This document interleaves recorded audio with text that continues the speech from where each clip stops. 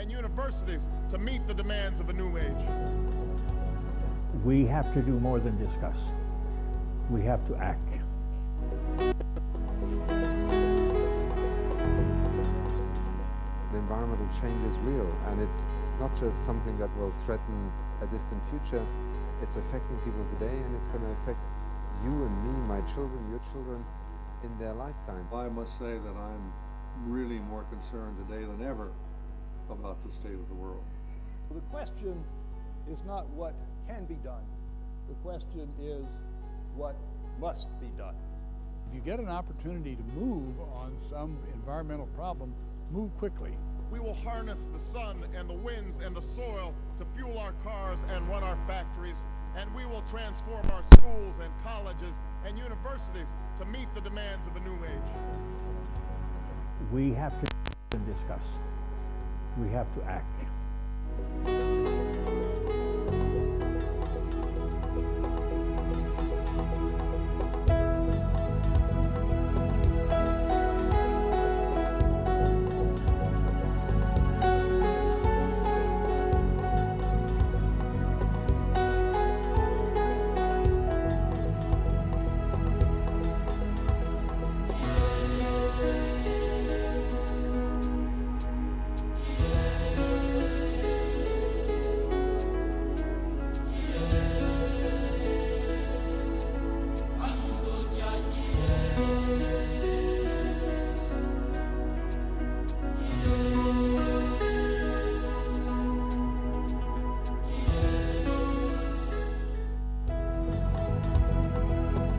At 80, Maurice Strong is still going strong for the environment.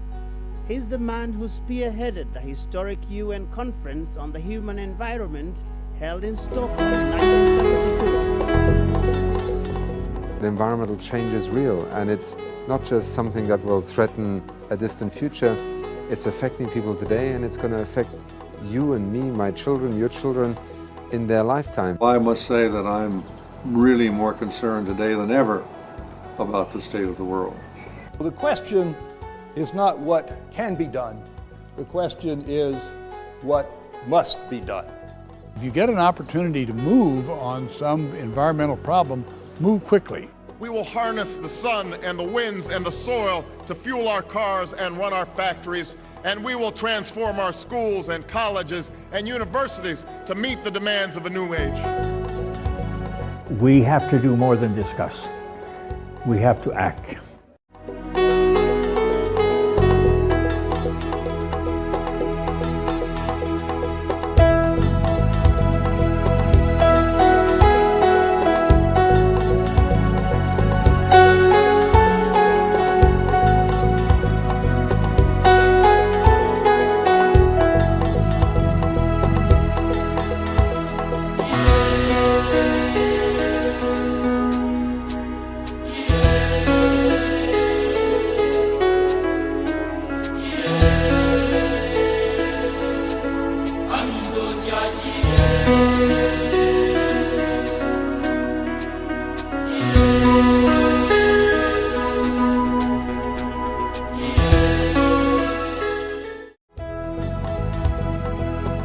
At 80, Maurice Strong is still going strong for the environment. He's the man who spearheaded the historic UN Conference on the Human Environment held in Stockholm in 1972. The UN conference opened at Sweden's historic Parliament building with the intention of publicizing the fragile nature of our planet and drawing up guidelines for its protection.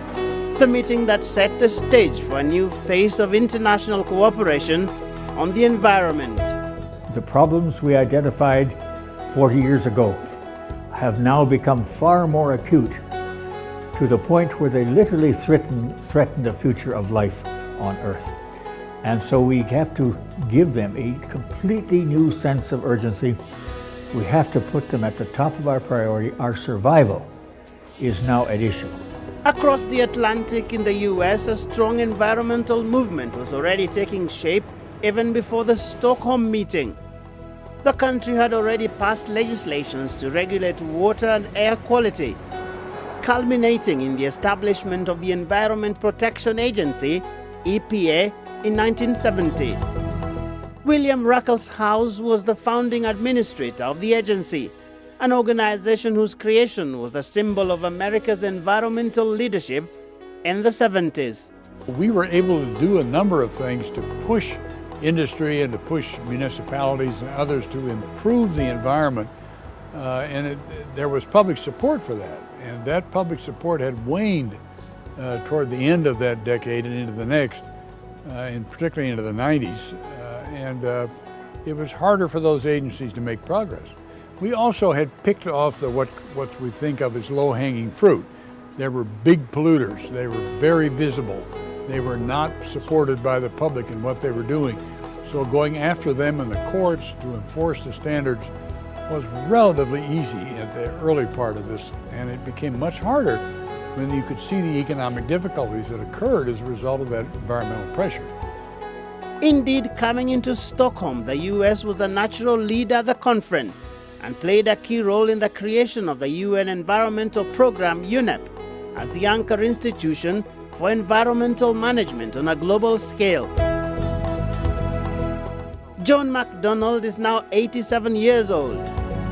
He was secretary of the US delegation at the Stockholm meeting and is largely credited with drafting the text that gave rise to UNEP. In the middle of 1971, I actually wrote out 4 resolutions to take to the 4th Preparatory Committee for Stockholm. And those 4 called for the creation of UN Environment Program and outlined the terms of reference of the intergovernmental mechanism. The 2nd resolution defined the role of the Secretariat and what UNEP should do. The 3rd resolution set up a special fund for development for projects in the environmental field, which is a voluntary contribution, not an assessed contribution as part of the UN budget. And the 4th was an interagency coordinating mechanism within the UN system to bring in the various agencies like WHO and ILO and FAO who had pieces of the environment, but bring them together, coordinating committee chaired by the head of UNEP to ensure that there was no overlap and duplication. And those 4 resolutions basically were finally adopted. 95% of them were adopted by the conference in Stockholm, and so UNEP was launched by the General Assembly on December 15, 1972.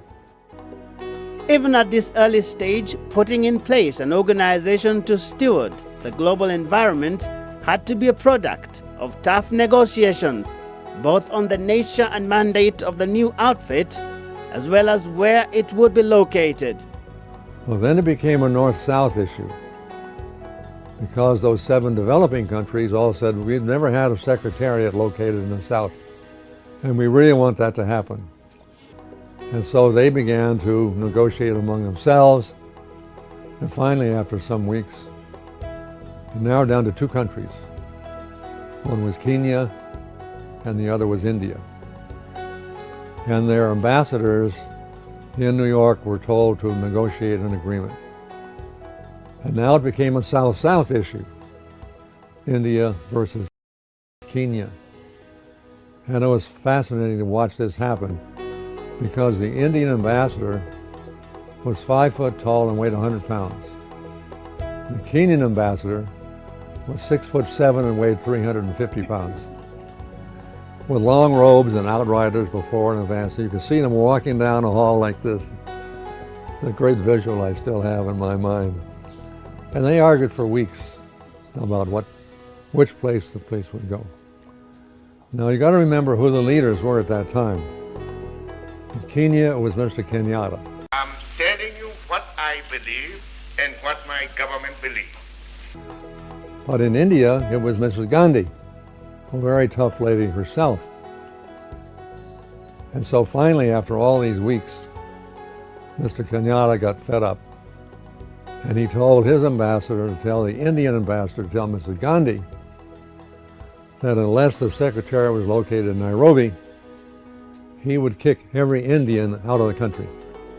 And so Mrs. Gandhi gave in, and that's why the secretariat is located in Nairobi. These fathers of environmental governance are still proud of the system they put in place despite the failures that have crept in over the years. But with all environmental indicators suggesting that the state of the planet is getting worse rather than better, many scholars and environmental leaders believe it is time for a rethink. We've been doing this now for 40 years, and yet what we've seen, unfortunately, is that the environmental situation has continued to deteriorate and continued to deteriorate rapidly. So I think we have to ask, why is this happening? I mean, how could we be doing all the things that we think need to be done and we're still losing? And in fact, we're losing so much that we're really on the verge of ruining the planet, quite literally. The fathers of global environmental governance are now largely in their twilight years, but they are eager to pass the baton to a new generation of environmental leaders. I just wanted to bring a little practical approach to this. That is the platform the Global Environmental Governance Project has sought to create. On the shores of Lake Geneva, an easy evening after a grueling day. This is a meeting bringing together two distinct generations of environmental leaders to share experiences and map the future together.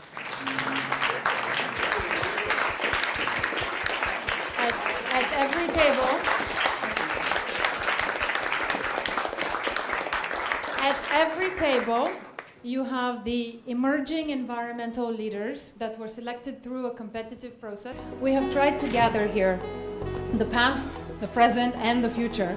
We're all in the present right now, but we want to look into the future and see how do we solve these problems collectively. Because if we do not address our global governance issues for the environment, very little else will matter. Welcome all of you here to this historic segment of the Global Environmental Governance Forum. For the first time, all the past executive directors of UNEP and the current one are lined up on a panel to take stock of the global environmental governance agenda and to look into the future. The very first one is, what is it that member states want? Do they want an organization that is a sustainable development organization, or do they want an organization that is an environmental organization with the responsibility for making environmental input into the broader sustainable development question?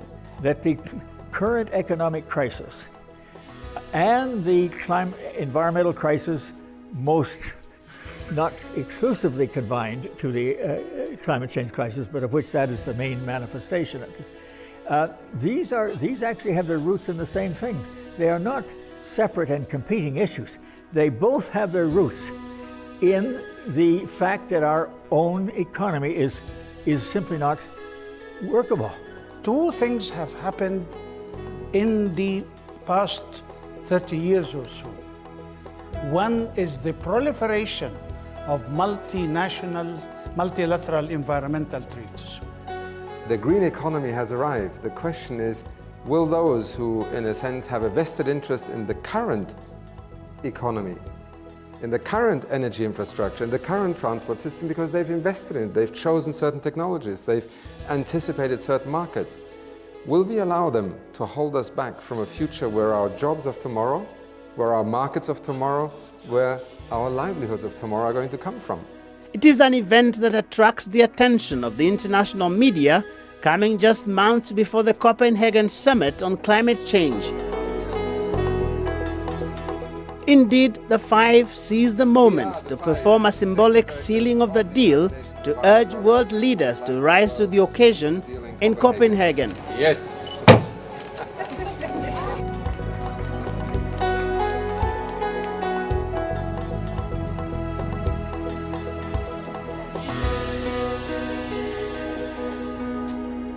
We have to seal a deal in Copenhagen. Without a deal, the world will have locked itself in for maybe 5 or 10 years of inaction, of paralysis. Now, the risks of climate change are one, not the only, but one of the main risks facing the human community. We cannot agree to cooperate, to confront this and to cooperate beyond anything we have ever done before. Then we cannot assure a decent future for those who follow us.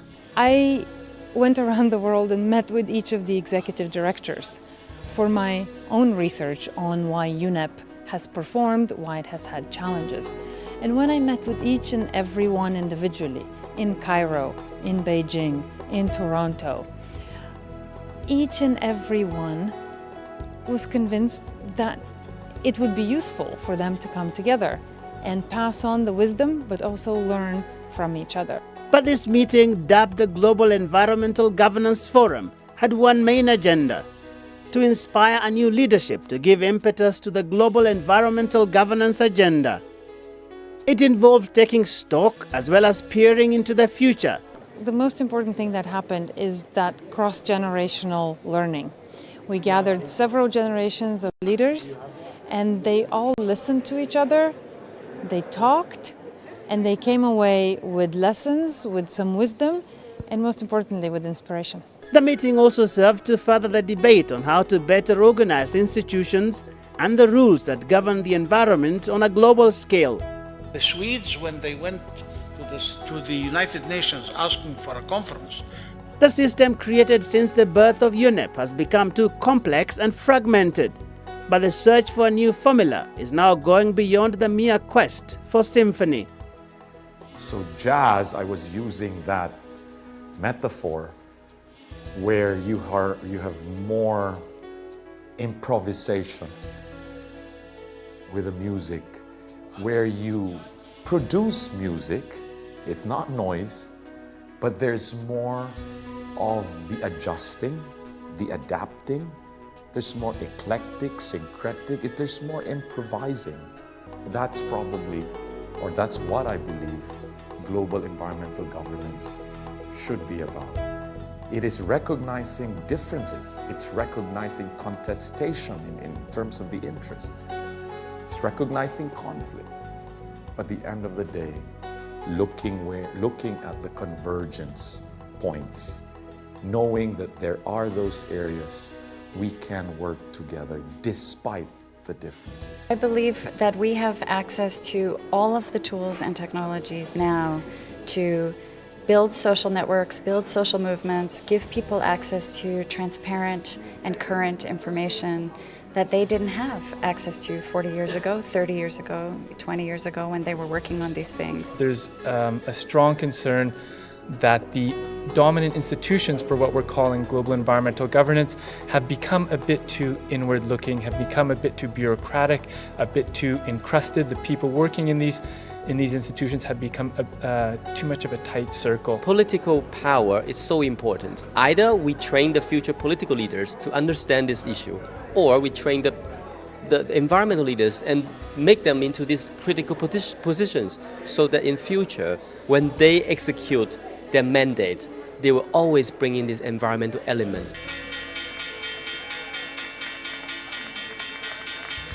The growing search for an effective governance formula has coincided with a wobbly global economy, and now many believe that the changes required will have to start with the very manner in which that economy is structured. We're in a system which forces us to overcompromise with economic priorities, with the growth priority, over and over again. And basically, for those of us who are in the rich countries and the affluent countries, it's time to get away from this model that always prioritizes economic growth over everything else. What we need is to advance transformative principle in a managed way. And this is what I would simply call radical incrementalism. It's radical in the sense that, okay, we are moving certain pillars and redefining them. Okay? It's incremental in the sense that we take one block at a time,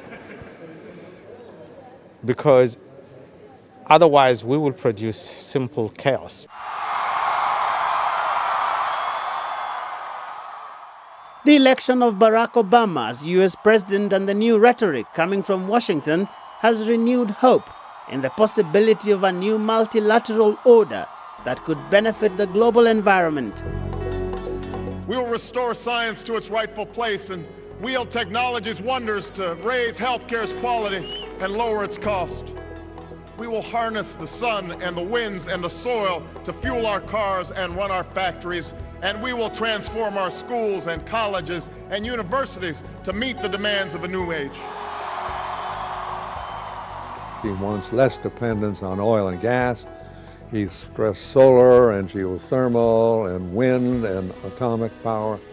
He wants to shift the thinking, and that's the kind of leadership that we need to force bureaucracies to begin to shift their thinking. But American leadership alone may not be enough to turn the tide. Real progress will also mean finding men and women to step into the shoes of the dogged environmental leaders who are now entering their sunset.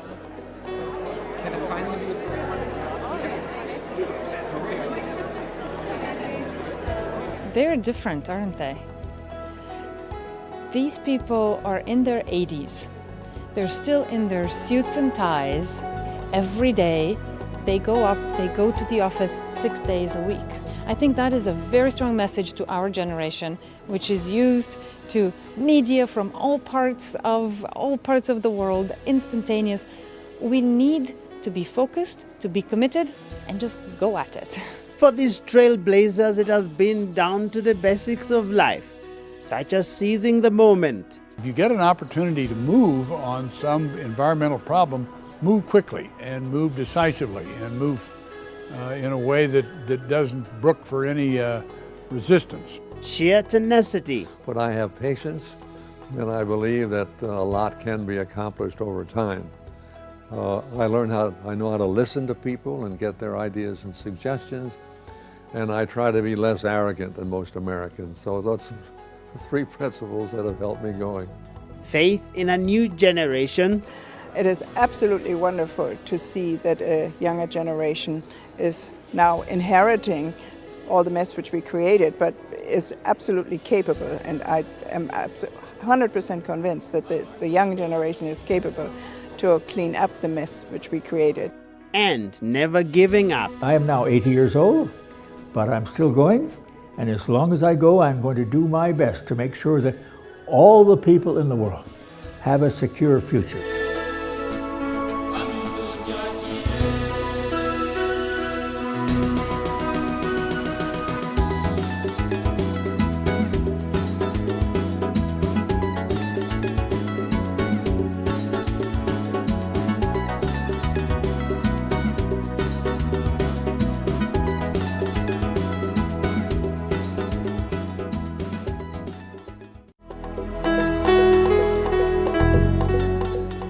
The environmental change is real, and it's not just something that will threaten a distant future. It's affecting people today, and it's going to affect you and me, my children, your children, in their lifetime. I must say that I'm really more concerned today than ever about the state of the world. The question is not what can be done. The question is what must be done. If you get an opportunity to move on some environmental problem, move quickly. We will harness the sun and the winds and the soil to fuel our cars and run our factories, and we will transform our schools and colleges and universities to meet the demands of a new age. We have to do more than discuss. We have to act.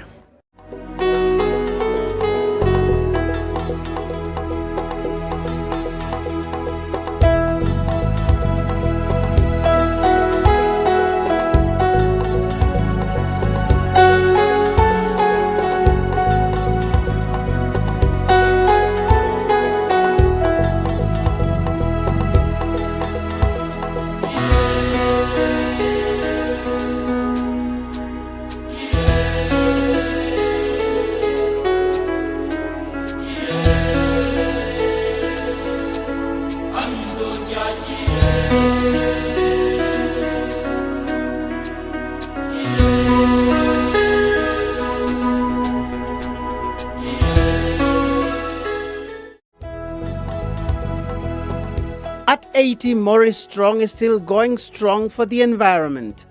He's the man who spearheaded the historic UN Conference on the Human Environment held in Stockholm in 1972. The UN conference opened at Sweden's historic Parliament building with the intention of publicizing the fragile nature of our planet and drawing up guidelines for its protection. The meeting that set the stage for a new phase of international cooperation on the environment. The problems we identified 40 years ago have now become far more acute, to the point where they literally threaten the future of life on Earth. And so we have to give them a completely new sense of urgency. We have to put them at the top of our priority. Our survival is now at issue. Across the Atlantic in the US, a strong environmental movement was already taking shape even before the Stockholm meeting. The country had already passed legislations to regulate water and air quality, culminating in the establishment of the Environment Protection Agency, EPA, in 1970. William Ruckelshaus was the founding administrator of the agency, an organization whose creation was the symbol of America's environmental leadership in the 70s. We were able to do a number of things to push industry and to push municipalities and others to improve the environment, there was public support for that, and that public support had waned toward the end of that decade and into the next, and particularly into the 90s, it was harder for those agencies to make progress. We also had picked off what we think of as low-hanging fruit. There were big polluters, they were very visible, they were not supported by the public in what they were doing. So going after them in the courts to enforce the standards was relatively easy at the early part of this, and it became much harder when you could see the economic difficulties that occurred as a result of that environmental pressure.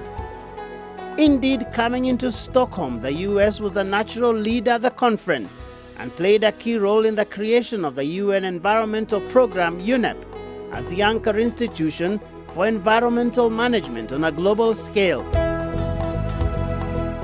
John MacDonald is now 87 years old. He was secretary of the US delegation at the Stockholm meeting and is largely credited with drafting the text that gave rise to UNEP. In the middle of 1971, I actually wrote out 4 resolutions to take to the 4th Preparatory Committee for Stockholm. And those 4 called for the creation of UN Environment Program and outlined the terms of reference of the intergovernmental mechanism. The 2nd resolution defined the role of the Secretariat and what UNEP should do. The 3rd resolution set up a special fund for development for projects in the environmental field, which is a voluntary contribution, not an assessed contribution as part of the UN budget. And the 4th was an interagency coordinating mechanism within the UN system to bring in the various agencies like WHO and ILO and FAO who had pieces of the environment, but bring them together, coordinating committee chaired by the head of UNEP to ensure that there was no overlap and duplication. And those 4 resolutions basically were finally adopted. 95% of them were adopted by the conference in Stockholm, and so UNEP was launched by the General Assembly on December 15, 1972. Even at this early stage, putting in place an organization to steward the global environment had to be a product of tough negotiations, both on the nature and mandate of the new outfit, as well as where it would be located. Well, then it became a North-South issue, because those 7 developing countries all said, we've never had a secretariat located in the South, and we really want that to happen. And so they began to negotiate among themselves, and finally, after some weeks, it narrowed down to 2 countries. One was Kenya, and the other was India. And their ambassadors in New York were told to negotiate an agreement. And now it became a South-South issue, India versus Kenya. And it was fascinating to watch this happen, because the Indian ambassador was 5 foot tall and weighed 100 pounds. The Kenyan ambassador was 6'7" and weighed 350 pounds. with long robes and outriders before and advance. So you could see them walking down a hall like this. The great visual I still have in my mind. And they argued for weeks about which place the place would go. Now you got to remember who the leaders were at that time. In Kenya, it was Mr. Kenyatta. I'm telling you what I believe and what my government believes. But in India, it was Mrs. Gandhi, a very tough lady herself.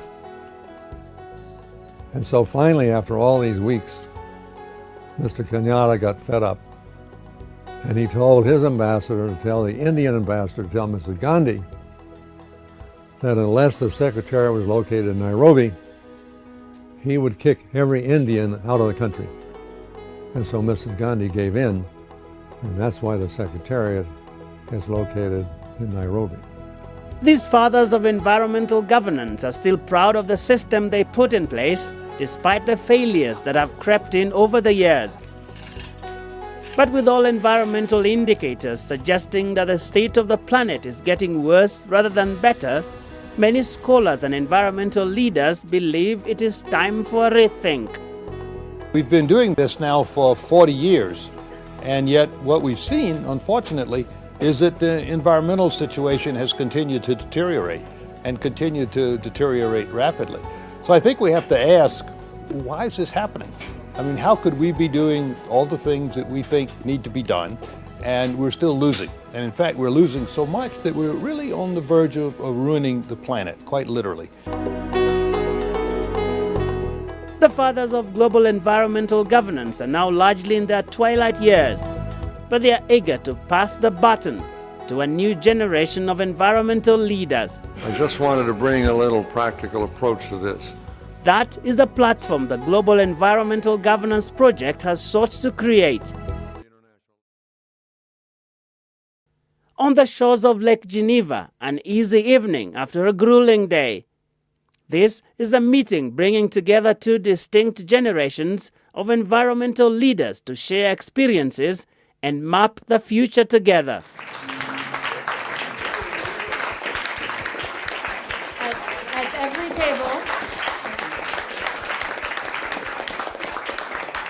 At every table, you have the emerging environmental leaders that were selected through a competitive process. We have tried to gather here the past, the present, and the future. We're all in the present right now, but we want to look into the future and see how do we solve these problems collectively. Because if we do not address our global governance issues for the environment, very little else will matter. Welcome all of you here to this historic segment of the Global Environmental Governance Forum. For the first time, all the past executive directors of UNEP and the current one are lined up on a panel to take stock of the global environmental governance agenda and to look into the future. The very first one is, what is it that member states want? Do they want an organization that is a sustainable development organization, or do they want an organization that is an environmental organization with the responsibility for making environmental input into the broader sustainable development question? That the current economic crisis and the environmental crisis, most not exclusively confined to the climate change crisis, but of which that is the main manifestation. These actually have their roots in the same thing. They are not separate and competing issues. They both have their roots in the fact that our own economy is simply not workable. Two things have happened in the past 30 years or so. One is the proliferation of multinational, multilateral environmental treaties. The green economy has arrived. The question is, will those who, in a sense, have a vested interest in the current economy, in the current energy infrastructure, in the current transport system, because they've invested in it, they've chosen certain technologies, they've anticipated certain markets, will we allow them to hold us back from a future where our jobs of tomorrow, where our markets of tomorrow, where our livelihoods of tomorrow are going to come from? It is an event that attracts the attention of the international media coming just months before the Copenhagen Summit on Climate Change. Indeed, the five seized the moment to perform a symbolic sealing of the deal to urge world leaders to rise to the occasion in Copenhagen. Yes.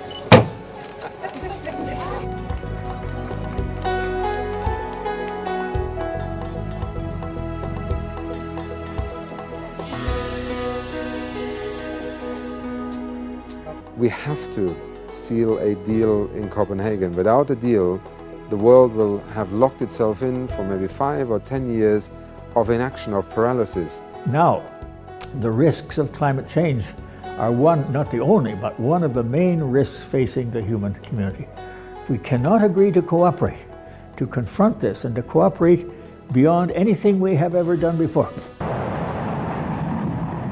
then we cannot assure a decent future for those who follow us.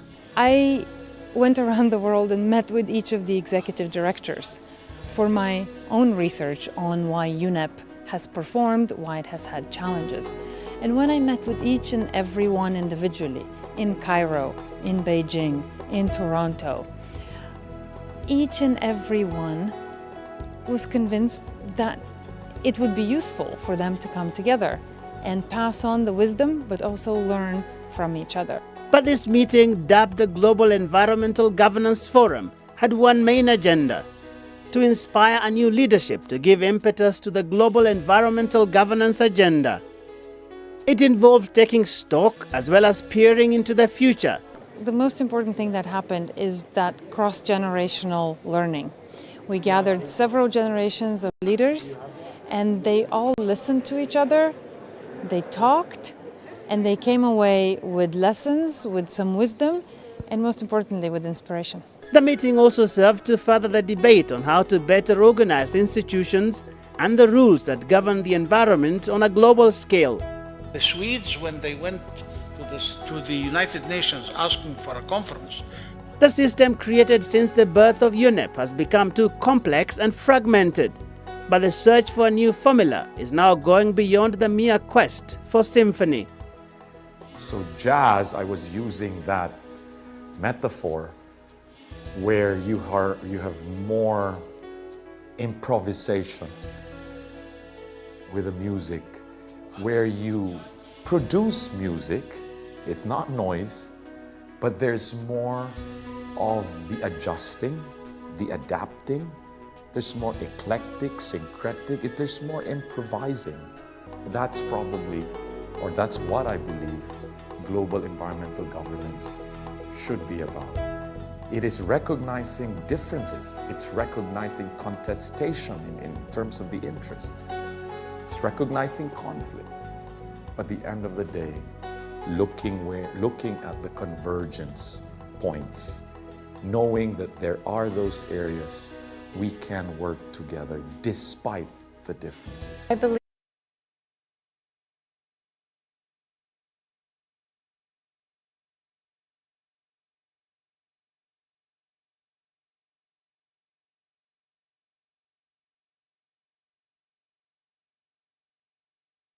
the national anthem.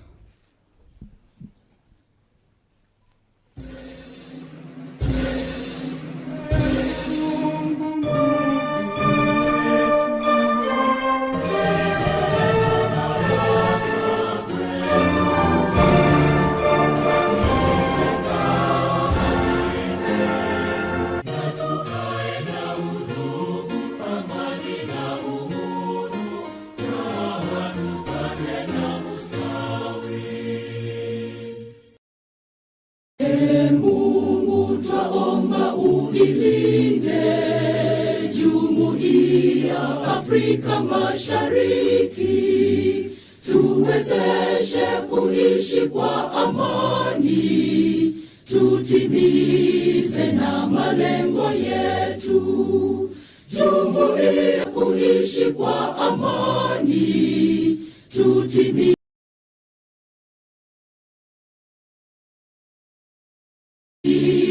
na malengo yetu. Jumuiya yetu sote tuilinde, tuajibike,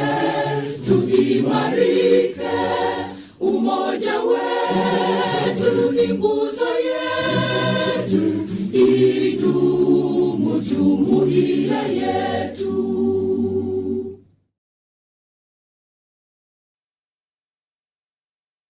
Excellency, the Honorable Dr. Musalia Mudavadi, Prime Cabinet Secretary and Cabinet Secretary for Foreign and Diaspora Affairs. Dr. Korir Singh Oye, Principal Secretary, State Department of Foreign Affairs. Dr. Engineer Festus Ngeno, Principal Secretary, State Department for Environment and Climate Change. Professor Leonida Kerubo, representing Vice Chancellor of the University of Nairobi. His Excellency Mr. Bayen Rusom, Ambassador of the State of Eritrea to Kenya, who is also the Permanent Representative to UNEP and UN Habitat in Nairobi, and the Dean of the Diplomatic Corps. Excellencies, Ambassadors and High Commissioners, members of the Diplomatic Corps, members of the academia, civil society, and the private sector, distinguished participants, ladies and gentlemen. Good morning. Good morning. My name is Joe Ageyo. I'm your moderator for this morning, and I'll be doing this job together with my colleague Zainab Wandati, whom you will see later on. Now, ladies and gentlemen, it is with great pleasure that we gather here today for this important occasion, the inaugural symposium that has been convened with the following aims. One, to promote public discourse on the key global processes for the environment and sustainable development, including a pact for the future adopted at the Summit of the Future on the margins of the 79th session of the United Nations General Assembly. Two, to review the outcomes of major environmental conference, that is COP16 to the United Nations Convention on Biodiversity, COP29 to the UNFCCC, COP16 to the UNCCD, and the 5th session of the Intergovernmental Negotiating Committee to develop an internationally legally binding instrument on plastic pollution, including the marine environment, that is INC5. And 3, to provide information on the Pact for the Future and the 7th session of the UNEA 7 to be held from 8th to 12th December 2025 at the UNEP headquarters here in Nairobi, Kenya, under the theme Advancing Sustainable Solutions for a Resilient Planet and other follow-up processes in 2025 and beyond. Now, thereafter, we will have a launch of the Ministry's legacy book on celebrating 60 years of Kenya's environmental diplomacy, and that is an interesting book that you will need to have a copy of. Then, after that, we will proceed to the session on the presentations of the major outcomes of the recent meetings I just mentioned above here, and then we will also have panel discussions, 4 of them. The first one will be from COP16 or CBD. The second one will be from COP16 to the UNCCD. The third one on COP29 on climate change. And then the 5th one will be the one on INC5. Excellencies, ladies and gentlemen, it now gives me great pleasure to welcome to this podium Professor Leonida Kerubo, who is representing the Vice Chancellor of the University of Nairobi, to welcome us to this meeting. Professor.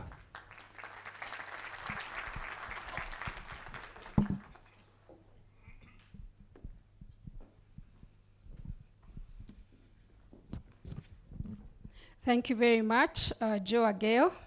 Allow me to acknowledge the presence of the Prime Secretary and Cabinet Secretary for Foreign and Diaspora Affairs, Honorable Musalia Mudavadi, the Principal Secretary, State Department of Environment and Climate Change, Dr. Engineer Festus Ngeno, the Principal Secretary, State Department of Foreign Affairs, Dr. Abraham Singoi, the Ambassador of the State of Eritrea to Kenya, and Dean of the Diplomatic Corps, Ambassador Bayen Rusom, the regional representative for the UN Habitat Regional Office of Africa, Mr. Ouma Sila, Under Secretary General of the United Nations and Executive Director of the United Nations Environmental Program, Mrs.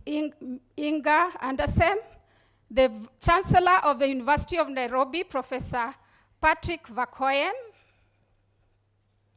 the chair of the University of Nairobi Council, Professor Amukoa Nangwe, the DVC Academic Affairs, Professor Ayub Gitau, the DVC RIE, Professor Francis Mula, the Chief Operations Officer, Brian Ouma, the members of the Diplomatic Corps, distinguished guests, ladies and gentlemen, good morning.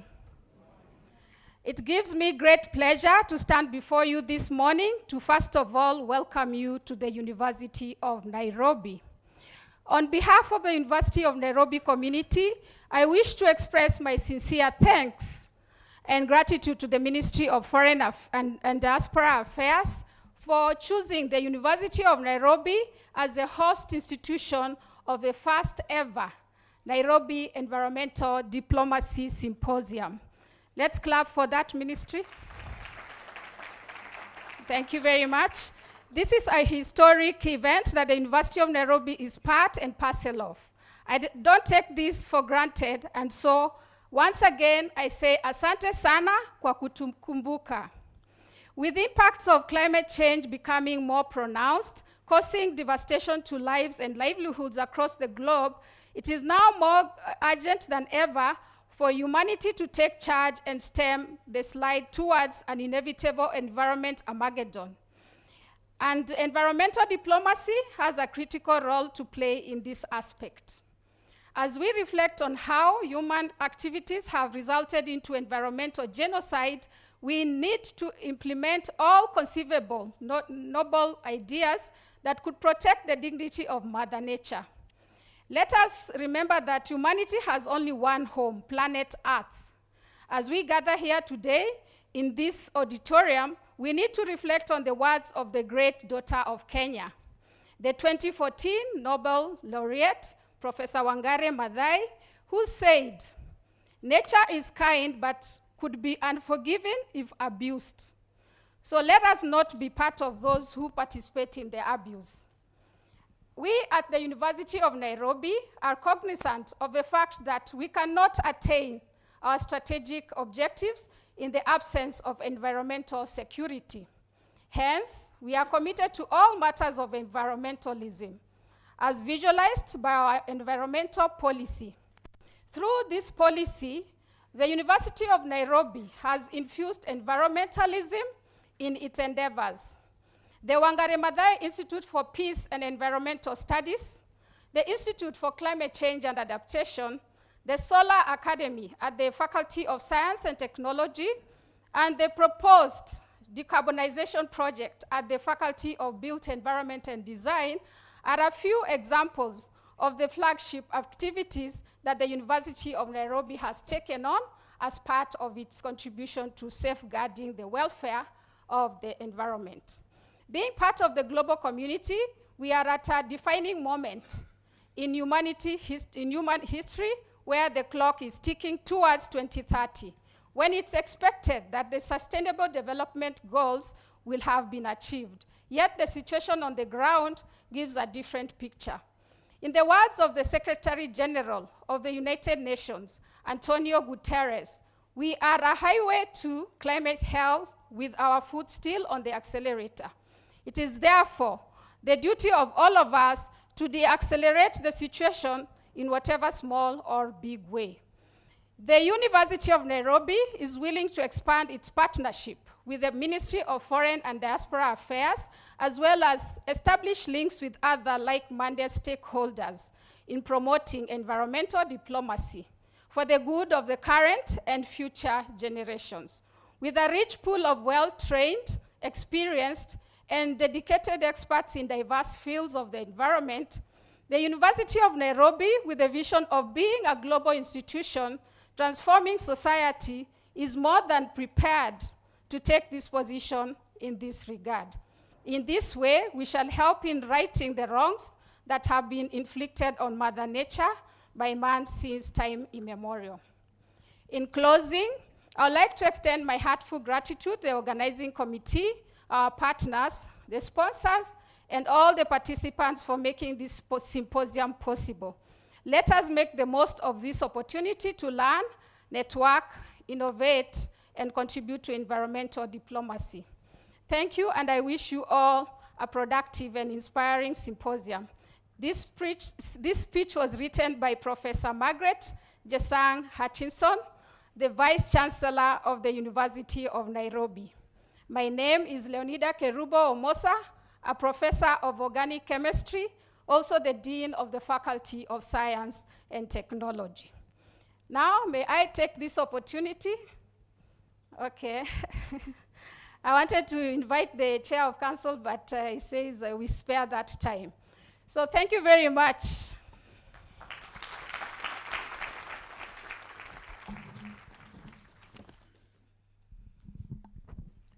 Nonetheless, thank you very much, Prof. Nonetheless, please welcome me in recognizing the presence of Professor Mukoa Nangwe, who is the chair of the Council of the University of Nairobi that is hosting us here. And also I've seen Mr. Ali Mohammed, who is the climate envoy of the President of Kenya, but also chair of the African Group of Negotiators. Ladies and gentlemen, let me now take this opportunity to welcome Dr. Korir Sing'oei, who is the Principal Secretary for State Department for Foreign Affairs, to give his opening remarks. Now, Dr. Sing'oei will also moderate the next session, which is a high-level segment, and also the launch of the book that I mentioned. Welcome, Dr.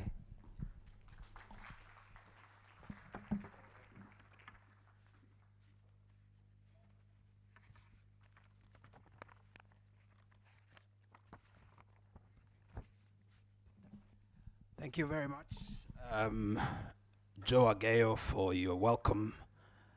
Your Excellency, the Prime Cabinet Secretary of the Republic of Kenya, who is also the Cabinet Secretary at the ministry where I serve, the Ministry of Foreign and Diaspora Affairs, my brother engineer, Dr. Festus Ngeno, the Principal Secretary for Environment, Climate Change, Ambassador Ali Mohammed, the Special Envoy on Climate of the Republic, as well as the Chair of the Africa Group of Negotiators, distinguished excellencies, excellency ambassadors and high commissioners here present, led by the Dean of the Diplomatic Corps, Ambassador Bayene Russo of Eritrea, representatives of the United Nations Environmental Program. I know that we expected Her Excellency Inga Anderson, or rather Her Excellency Inga Anderson, but I know that she's well represented by Professor Kameri Mbote, who is the head of legal within UNEP. But most importantly, ladies and gentlemen, Professor Mbote taught me law at the University of Nairobi. I am extremely excited to be, to be speaking a few words before her. There are many distinguished persons here present. I want to acknowledge all of you and to first and foremost extend our deep appreciation to all of you, including in particular the University of Nairobi community, led by the chair of the University Council and the representative of the Vice Chancellor. All of you together with the students, we really appreciate you. Let's put our hands together for them. Your Excellency, we were here last December, barely 2 months ago, to reflect on 60 years of Kenya's diplomacy. It was a whole day's event, a very insightful, engaging discussion took place. And Your Excellency, we committed then that we will be partnering with the University of Nairobi with regard to engagements with the public and engagements with the academia as well as with students on various matters of diplomacy. We are back like we never left. And this time to spotlight on a matter that is so central to our foreign policy, the issue of environmental diplomacy. Your Excellency, I wish to mention that this seminar is taking place within a very difficult context globally on matters environmental. And I know that discussions on this will continue. I think the most fundamental issue that we have before us is what is beginning to emerge, the matter of climate denialism. Climate denialism, I am afraid, had reared its head before, but I think now appears to be taking center stage, threatening to erode years of progress in addressing these very, very difficult challenges that we all face. Climate denialism, I am afraid, tantamounts to walking with our eyes closed. Because if we were to open our eyes, the evidence of the consequence of climate change are replete. Everywhere you turn, be it in droughts and floods and other extreme weather conditions, including wildfires that were recently witnessed in far-flung places like California, I think the evidence is so overwhelming. If you were to look at it as a lawyer assessing objectively, whether or not this phenomenon that is being examined, can be sustained on the basis of objective facts, I think the evidence stares at us on the face and we cannot ignore it. Your Excellency, I think you are aware that last year was a busy year for global environmental governance for the reason that 4 important forums were hosted. New York convened the Summit for the Future in September, where matters environmental and climate also featured. COP16 to the Convention on Biological Diversity was hosted in Cali. Baku in Azerbaijan hosted COP29 to the Framework Convention on Climate Change, and Busan hosted the 5th Intergovernmental Negotiations, INC 5, on global plastic instruments in November. The year concluded with COP16 to the Convention to Combat Desertification in Riyadh. Your Excellency, these meetings made some important progress as far as international environmental governance is concerned, as well as on sustainable development. However, the world did not achieve consensus on issues, and there is need to bridge the gaps in the future meetings. I think most noteworthy in terms of what wasn't achieved is the ambitions that had been set around the new collective quantifiable targets or goals that were intended to raise the base from the 100 billion commitment made in Paris 10 years previous to raise it to almost $1 trillion. What was committed in Baku, while progressive, is really a drop in the ocean, considering the challenges that we face. And therefore, Your Excellency, this meeting provides an opportunity for us to continue this debate, because part of the challenge, it is our view, is the lack of engagement, the lack of intense engagement on the issues between these meetings and between the sessions. The fact that engagements happen in fits and starts, depending on these, on which forums are happening, means that often the momentum is lost.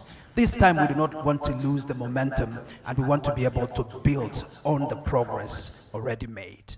Allow me, therefore, to take the opportunity to run the rest of the program with regard to this session. It is my pleasure now to invite my brother and friend, Omar Sila, the regional representative for the UN Habitat Regional Office for Africa. I know that he was meant to be preceded by a 5-minute video clip by the Chancellor of the University of Nairobi, Professor Patrick Verhoeven, who's been traveling, but the clip is on its way and will be played in the course of this meeting. Let's put our hands together for Omar C. Labay.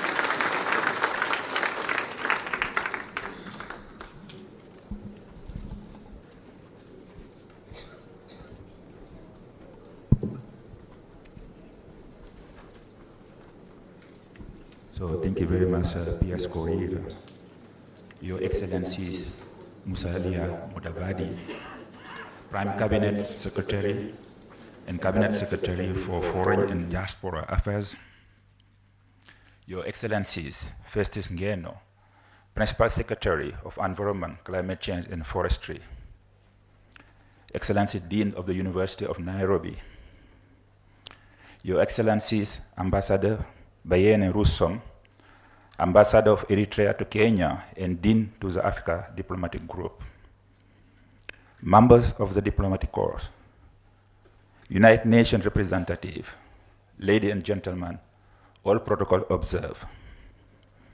First and foremost, I would like to convene warm greeting from Ms. Anna Claudia Rochbach, United Nations Under Secretary General and the Executive Director of UN Habitat, who is currently away on another duties. I'm deeply honored to join you today at this inaugural Nairobi Environmental Diplomacy Symposium and to express my sincere appreciation to the government of Kenya for this invitation and allowing us to share our joint sentiment on this very important subject as mentioned by the introduction. As you may all know it, Africa is at the frontier of urbanization. And here in Kenya, the urban population is growing at approximately 3% per annum, with projections showing that more than 50% of the population will be living in urban area by 2050. And as stated by the President Ruto, the future is urban.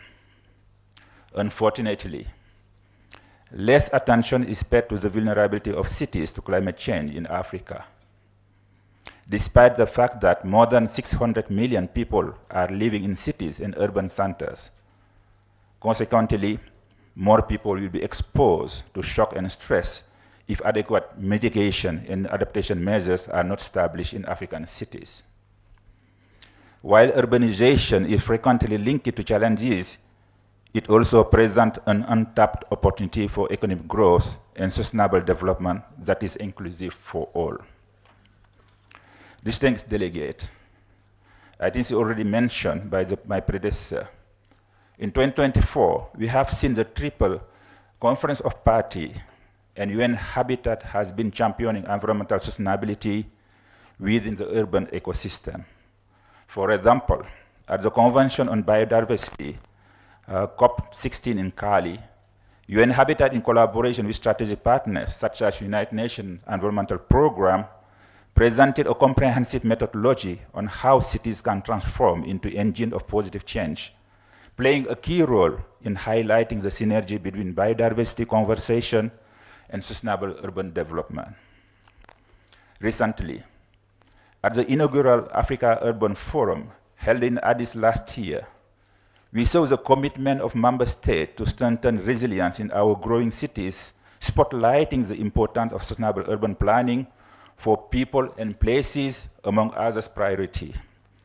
Likewise, UN Habitat affirmed the Nairobi Declaration adopted at the inaugural Africa Climate Summit, which serves as a critical framework for African cities to tackle climate change proactively by prioritizing resilience, sustainability, and collaboration to create urban environments that are better equipped to face the challenge of a changing climate. Here in Kenya, under the Partnership for Implementation of the New Urban Agenda, funded by the European Union, we are working together with the State Department of Housing and Urban Development to unlocking affordable low-income housing whilst promoting green building material and inclusive green public space. Additionally, we are positioned to support effort to ensuring that the building climate resilience for the urban poor, called BICRAP, is realized This is a presidential initiative which aims to build the resilience and enhance the adaptive capacity of the urban poor against adverse climate change effect and disaster. At the local level, in partnership with county government, including Nairobi, Mombasa, Kisumu, Homa Bay, Nakuru, and Taita Taveta, UN Habitat has been advancing sustainable waste management and circular economy model through its data to action approach. This has been rooted into our innovative tool, Waste-Wise Cities tool. Last but not least, together with United Nations Environmental Program, we have delivered on the European Union-funded Go Blue project in 6 coastal counties with aim at accelerating sustained, inclusive, and sustainable economic urban coastal growth with job creation and employment for young people and women. Your Excellencies, as I conclude, UN Habitat has enjoyed 46 years of fruitful collaboration and appreciates the strong commitment of the government of Kenya toward environmental sustainability. We, as UN Habitat, will continue to explore new frontiers for sustainable urban development, access to affordable housing, and environmental conservation alongside with our partner. Thank you, and I wish you all a vibrant engagement. Asante sana. Thank you. Let's put our hands together again for Omar Sila, the regional representative of the UN Habitat in Nairobi. It is my pleasure and honor to welcome the Dean of the Diplomatic Corps, Ambassador Bayene Risom, to share his remarks. You're welcome, sir. Put our hands together for him. And while he's on his way, this seminar, of course, as you know, is co-hosted by the Republic of Kenya, the Republic of Azerbaijan, the Republic of Colombia, the Embassy of the Republic of Korea, and the Kingdom of Saudi Arabia. Thank you very much.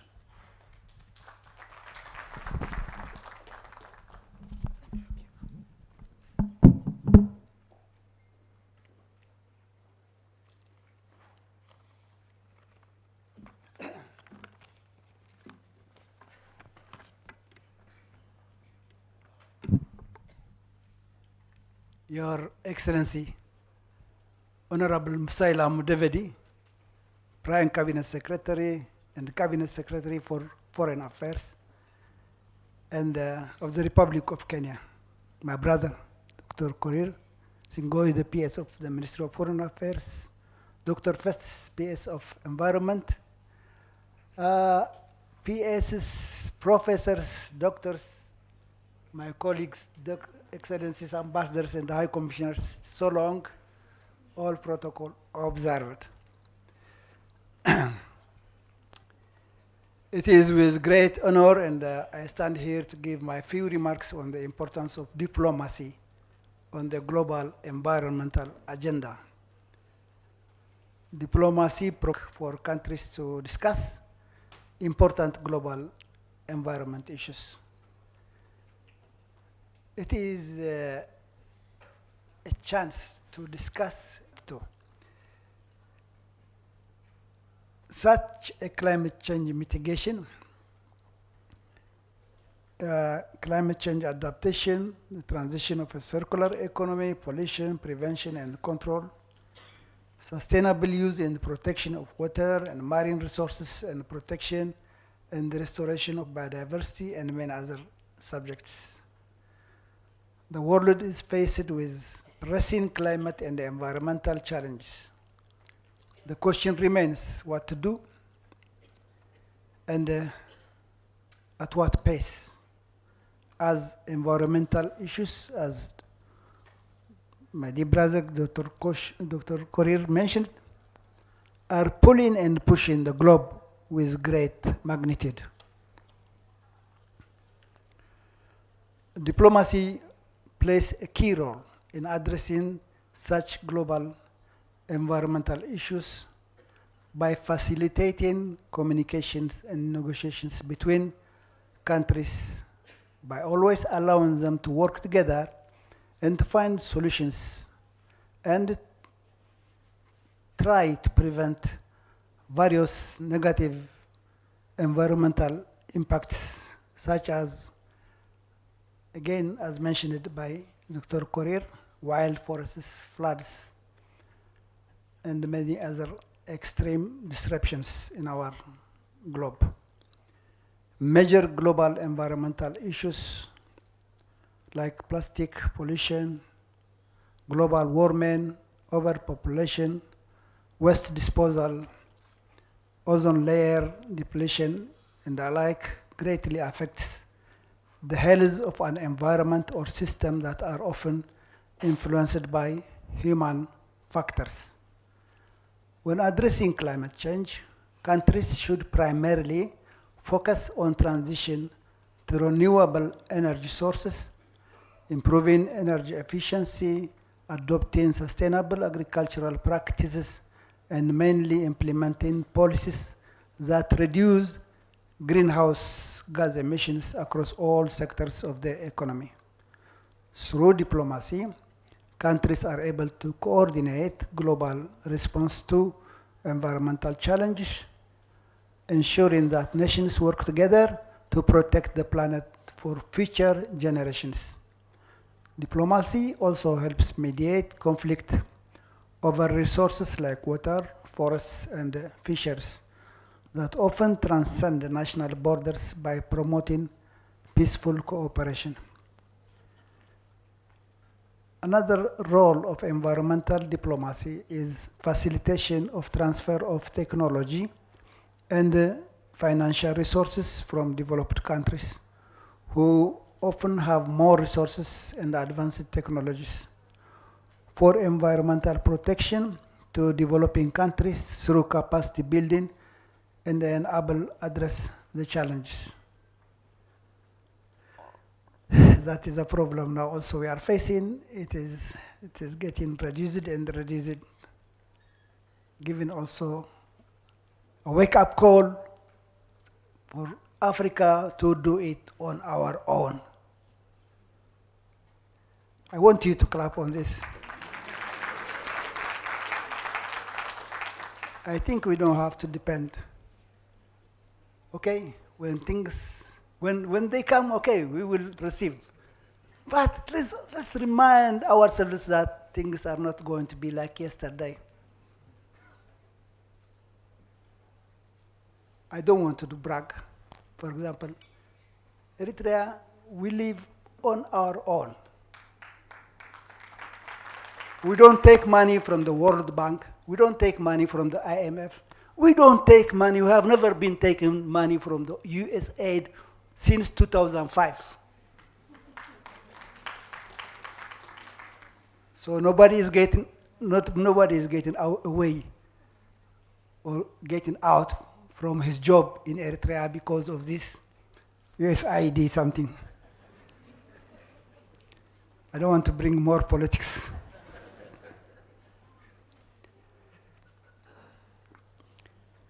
Environmental diplomacy also addresses the economic and social dimensions of environmental issues, ensuring that policies are equitable and consider the needs of vulnerable population.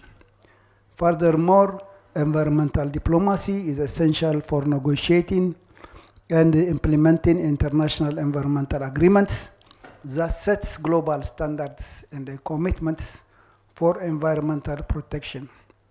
Such agreements include the Paris Agreement on Climate Change, the Convention on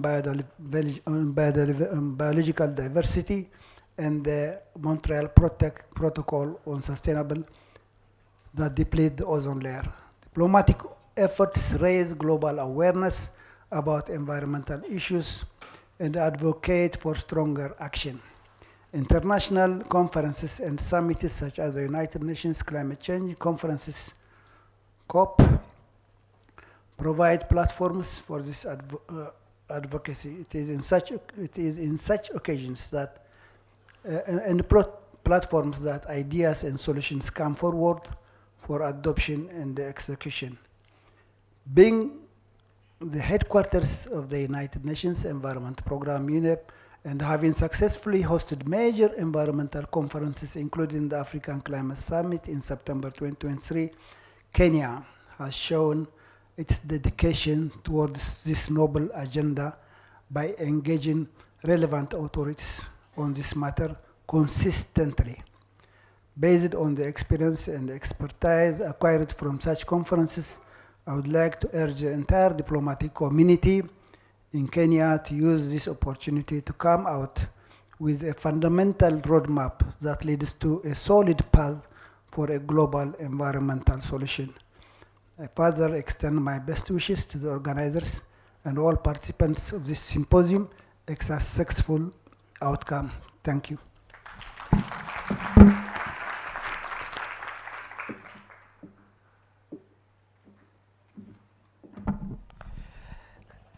In his past life, Ambassador Bayana Rusum was a medical doctor. So you can see that his scalpel of analysis cuts deep on very difficult matters. Clarity call for self-sufficiency, I think, is important. But on matters climate and environment, I think it's inevitable that we work together. I wish to submit Ambassador Bayana Rusum. Excellency, it's now my pleasure to welcome my brother, Dr. Engineer Festus Ngano, to share a few thoughts with us. Welcome. Let's put our hands together.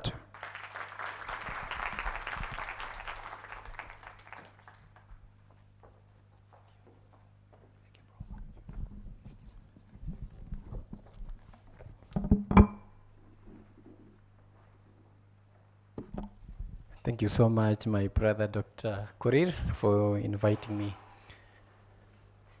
The Prime Cabinet Secretary and Cabinet Secretary for Ministry of Foreign Affairs and Diaspora, His Excellency Honorable Musalia Mudavadi, my colleague Principal Secretary, State Department of Foreign Affairs, Dr. Singoe,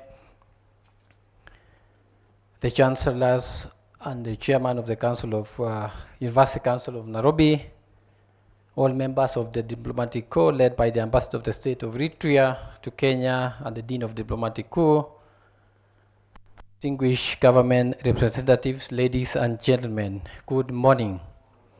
Your Excellency, allow me to pass apologies from my Cabinet Secretary, Honorable Duale, who was supposed to be the one making this statement, but he has sent me to do so. But before I read this statement, Your Excellency, allow me to just appreciate the University of Nairobi. This is nostalgic for me. I have been a student here all through my academic journey. And Your Excellency, in giving back to the society, they asked me to be crossing some corridors to look at some of the students in the master's classes of engineering. So I do so gladly with no pay. So I'm glad to be supervising some master students in engineering and really proudly an alumni of the University of Nairobi. Your Excellency, this is from the Ministry of Environment, Climate Change and Forestry, which is a technical arm, as my colleague PS Foreign Affairs does the diplomacy and your ministry. We come in to provide technical, and you see for technical guys, we just say as it is, and then we now get the diplomatic guys to make sure things go through in the negotiations.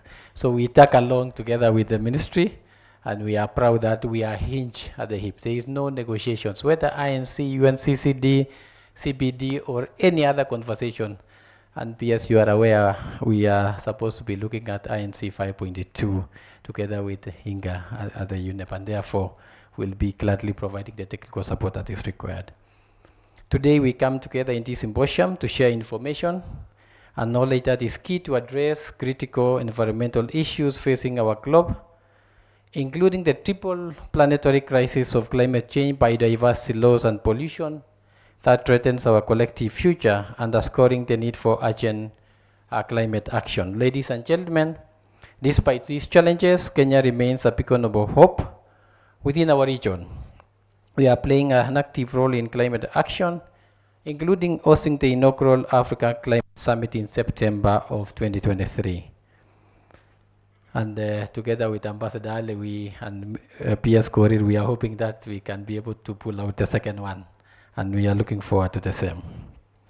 Further, Kenya is a focal advocate for the reform on multilateral development banks, MDBs, to restructure climate finance, to respond to the needs of African nations which are disproportionately affected by climate change. Kenya's leadership as climate champion, with His Excellency the President as the chair of CAHOS, and Kenya as the chair of the African Group of Negotiators, of course chaired by Ambassador Ali, ensures that the African voice is heard in global climate negotiations. Your Excellency, our leadership within the region is also evidenced by our ambitious national climate targets, which I am happy to know that we are on track to achieve. For instance, we have achieved 93% renewable electricity in our grid, and we are aiming for 100% renewable electricity by 2030. Further, our National Biodiversity Strategy and Action Plan NBSAP underscores our commitment to halting biodiversity loss while ensuring sustainable resource use. Ladies and gentlemen, while pollution remains a significant challenge, Kenya has put in place the relevant policies to move the country from linear model of waste management to circular economy through the Sustainable Waste Management Policy and act as the MCA regulations on waste extended producer responsibility, EPR regulations, the management and control of plastic packaging, materials regulations, among others. However, a lot still needs to be done, and collaborative efforts are essential to tackle pollution at the regional and global levels. Kenya is also implementing an ambitious restoration program, and through the National Landscape and Restoration Strategy, we aim to grow 15 billion trees, thereby restoring 10.6 million hectares of our land by 2032. We have also initiated the second phase of the land degradation neutrality target setting, the LDN TSP 2.0, to restore degraded landscapes and cap desertification. These aligns with the United Nations Sustainable Development Goals, SDGs, particularly SDG number 13 on climate action and SDG number 15 on life on land, earning Kenya a global recognition as a champion of sustainability and climate action. Your Excellency, Kenya has established itself as a key player in environmental diplomacy, which is a top priority in Kenya's foreign policy, leveraging its natural resources, biodiversity, and commitment to sustainable development to influence global environmental policies. As the host of the United Nations Environmental Programme, UNEP, and the UN Habitat Headquarters in Nairobi, Kenya serves as a global hub for environmental discussions and as the environmental capital. Kenya is also the host of the UN Environment Assembly, UNEA, and we look forward to hosting UNEA from 8 to 12th of December, or should I say to 13th of December at UNEP, under the theme, Advancing Sustainable Solutions for a Resilient Planet. Ladies and gentlemen, tackling the triple planetary crisis therefore demands inclusive collaborative diplomacy. As Nobel Prize laureate Wangari Maathai said, you can do it alone. Participation in multilateral agreements such as the three Rio Conventions of the CBD, the UNFCCC, and the UNCCD, and the Chemical Conventions of Basel, Rotterdam, Stockholm, and the Minamata Conventions, including the ongoing negotiations for a global plastics treaty and a science policy panel on chemicals and waste, displays a proactive position in developing global environmental policies and post-diplomatic relationships. Ladies and gentlemen, Your Excellency, the launch of the book, 60 Years of Kenya's Environmental Diplomacy, is evidence of our accomplishment and dedication to sustainable development. The publication describes our path, pointing out significant events and difficulties while opening the door for other similar initiatives. And therefore, I wish to sincerely thank the Ministry of Foreign Affairs and to thank you, Your Excellency, for this critical inaugural publication, and we look forward to further publications in the future. In conclusion, ladies and gentlemen, while the global environmental challenges are daunting, we have the tools to take meaningful action.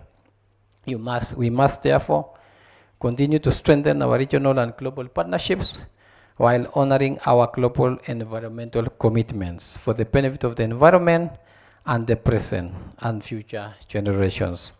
I wish you fruitful discussions and looking forward to stronger collaborations. Thank you so much.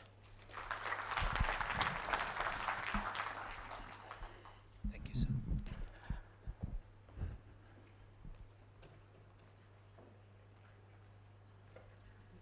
That's good. Thank you very much. Thank you very much. Let's put our hands together again for engineer. Again. So a medical doctor, an engineer, these scientists have spoken fairly convincingly about the reality of what we are dealing with facts, with scientific evidence. But perhaps it's time to listen to an economist who will tell us where we might be able to get the money to take us through this crisis that we face. But ladies and gentlemen, it gives me deepest pleasure to welcome to the stage our chief guest, the Honorable Dr. Musalia Mudavadi, the Prime Cabinet Secretary and Cabinet Secretary for Foreign and Diaspora Affairs. Let's put our hands together for the PCS. Thank you so much.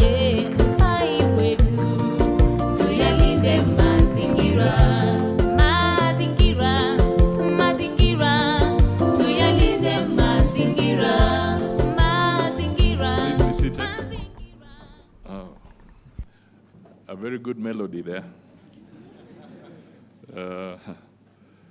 All right, the chairman of the council, Professor Amkoa Anangwe, Vice Chancellor, represented by Professor Kerubo, the Principal Secretary, Dr. Singoe, Principal Secretary, Engineer Ngeno, the Ambassador of the State of Eritrea and Dean of the Diplomatic Corps, Ambassador Bayene Rusum, the Regional Representative of the UN Habitat and Africa Regional Office, Mr. Omar Saila, Your Excellencies, Ambassadors, and members of the Diplomatic Corps, the academic and the University of Nairobi fraternity, civil society representatives and non-governmental organizations, the Special Envoy, Dr. Ali, Environmental Envoy, distinguished participants, ladies and gentlemen, good people, good morning. It is a great honor to give a keynote address at this groundbreaking Nairobi Environmental Diplomacy Symposium. This symposium is a first of its kind, bringing together rich expertise from across a spectrum of stakeholders. This symposium is a game changer.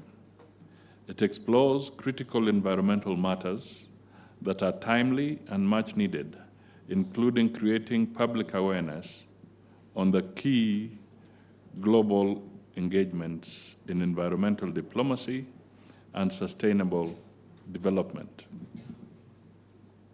It will review the outcomes of the latest environmental conferences, taking a proactive stance of providing information on the Pact of the Future and the 7th session of the Environmental Assembly, UNEA 7, scheduled to take place at the UNEP headquarters in Nairobi later this year, as you have heard from previous speakers. The strong presence of leading players in environmental diplomacy here today is a testimony to the timeliness and significance of this symposium. This is an affirmation of our unwavering commitment to the environmental agenda and momentum. Nairobi is a renowned citadel of environmental diplomacy, particularly due to its position as a home to the United Nations Environmental Programme, UNEP, and UN Habitat. The city also hosts a robust presence of the diplomatic, scientific, academic, and civil society community active in the field of environment. Accordingly, I acknowledge with thanks the strong presence of various presidencies of COPs and other notable environmental diplomacy leadership here represented by their embassies in Kenya. These missions were instrumental in making the organization of this inaugural symposium a success. There is need to tap into the full potential of the large presence of these organizations to provide global leadership on environmental matters. This symposium will not be an end in itself. It is the beginning of a series of robust symposia on environmental matters that will be held after every 4 to 6 months here in Nairobi. It is a long-held principle that as humans engage in development and advancement of their standards of living, they should not do this at the expense of the environment.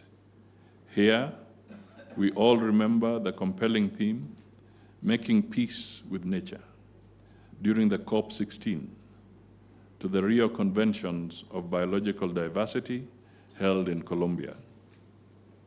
Indeed, the global economy also expanded, becoming more integrated and creating new frontiers for investment, jobs, and wealth. Technological advancement and innovation are now making life more convenient and livable by unleashing new possibilities in areas previously unimagined. However, these rapid development programs have also come with some costs to the environment and the society. Global warming is at its all-time high, with the World Meteorological Organization cautioning that 2024 recorded 1.55 degrees Celsius, the highest average global temperature increase since pre-industrial time. Still, however, negotiations under climate change are fraught with several challenges. Many states still prioritize economic growth over environmental sustainability, and the incremental cost of transitioning to a low-carbon development pathway is a matter of great concern. The current nationally determined contributions targets are insufficient to keep the global temperature rise below the 1.5 degree Celsius in line with the Paris Agreement. Getting adaptation on track is needed, and so is the implementation of the agreement secured on carbon markets. The global biodiversity is experiencing massive decline due to habitat destruction, invasive species, overexploitation, pollution, and climate change. Consequently, since the 1970s, the animal populations have dropped by up to 68%.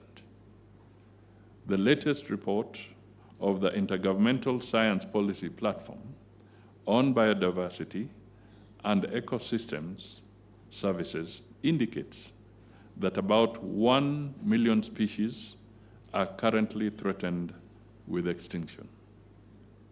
Biodiversity loss is upsetting the natural balance, with the possibility of causing irreversible consequences detrimental to all forms of life. The world must take corrective actions, without which a catastrophic sixth mass extinction event could occur in the not too distant future. Endemic and cyclic environmental risks, such as land degradation, desertification, and drought, are getting worse. Up to 40% of the world's land is now degraded, directly impacting 3.2 billion people.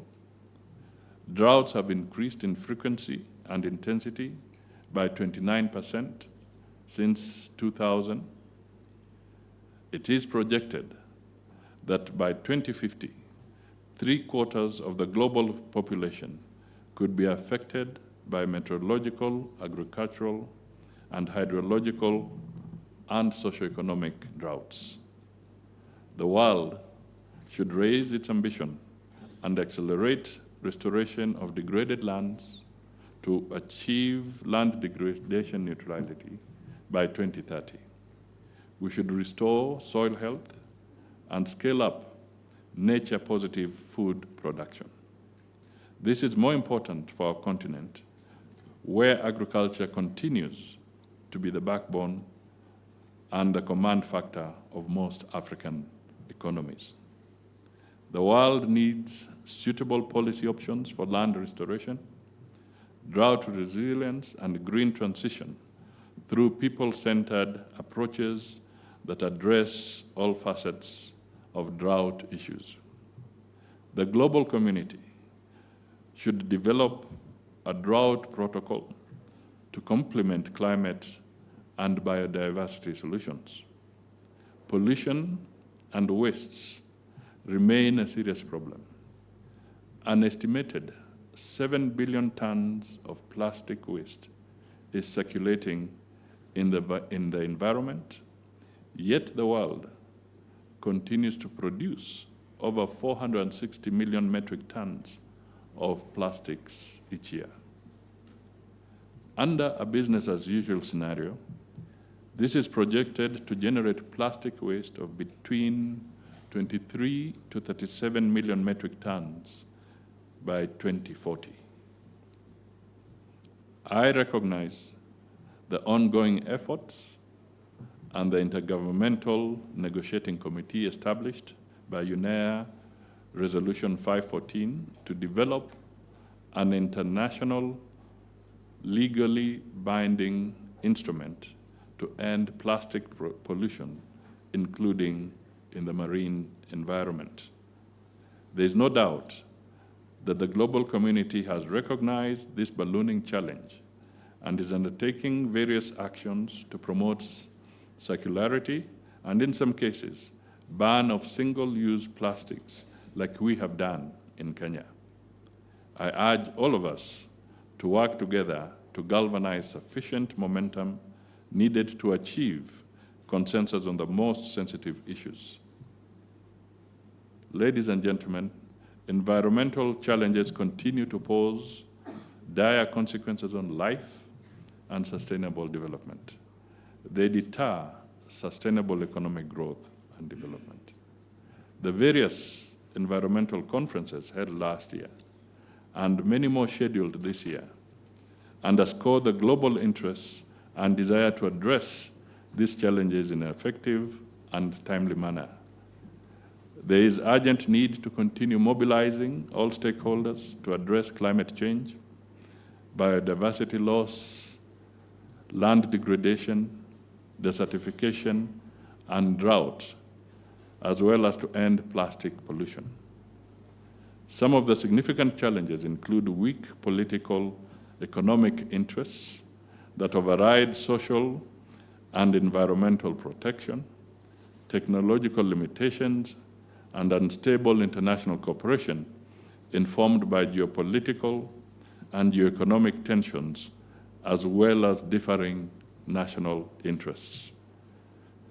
Therefore, today's all-inclusive platform aims to review the major outcomes of the environmental meetings held last year, facilitate free exchange of ideas, and offer suggestions on how the world should proceed for positive impact. I therefore commend the State Department for Foreign Affairs, led by P.S. Singoi, the Kenya Foreign Service Academy, and the University of Nairobi, and most importantly, the Stockholm Environment Institute Africa Center for conceiving and executing this wonderful idea. And definitely, I will not forget the Ministry of Environment. Finally, I would like to crown it all by launching a legacy publication on Kenya's environmental diplomacy over the last 60 years of independence. This book has benefited immensely from a diverse range of authors and tells different stories of Kenya's engagement on the international environmental space. I wish to thank all the authors that responded to the call for the manuscripts. I thank you. Mr. P.S. Sengoi, you made me feel guilty when I came up here, when you said that the economists are culprits. And the problem is that I'm both an economist and a politician. So these two seem to have a problem in coming in one bundle and creating a lot of problems all over. But however, maybe there are some good things I can share with the members here. First, let me pick up on the issue of resource mobilization. Let me take this opportunity to make it official. You will recall that last year, President Ruto hosted, in conjunction with the World Bank, the IDA 21 replenishment conference here in Nairobi, where there were several heads of state, including the current AUC, African Union chairman, the president of Mauritania. Ladies and gentlemen, that effort, that convention was able to rally, which has now become official from the World Bank, an excess of $100 billion as the IDA 21 replenishment to help support the IDA recipient countries, which are close to 75 or slightly more globally. And this perhaps becomes a very good forum so that the conversations that you come up with can help in enriching the use of those resources so that they are directed to environment-friendly programs in all these 75 countries.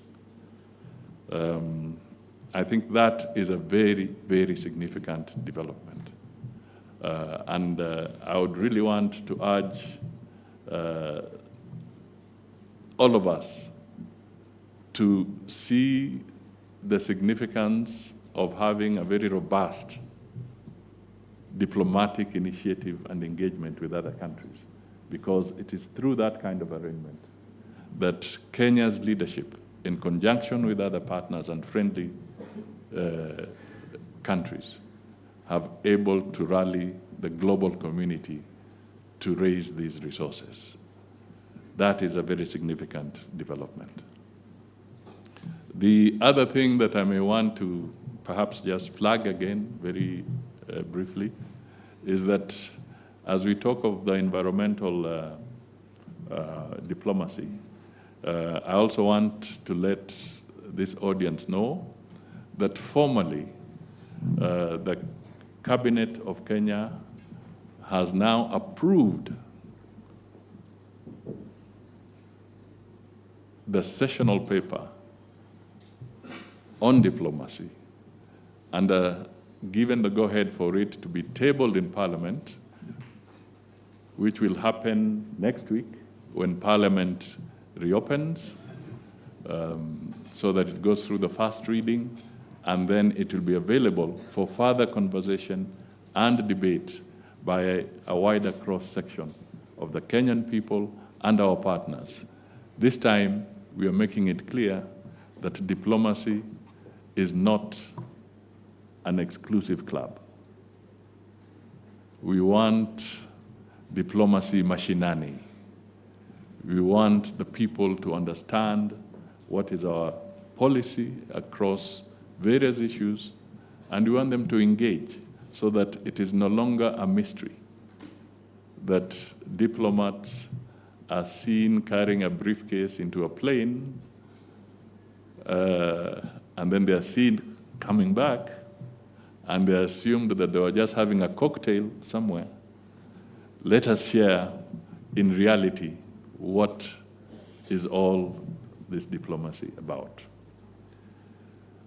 It's also important to note that for Kenya's purpose, our constitution recognizes diplomacy or the foreign aspect as one of the arms or the pillars under the national security architecture. And if you look at Article 240 of the Constitution, it is very specific that it falls within that category.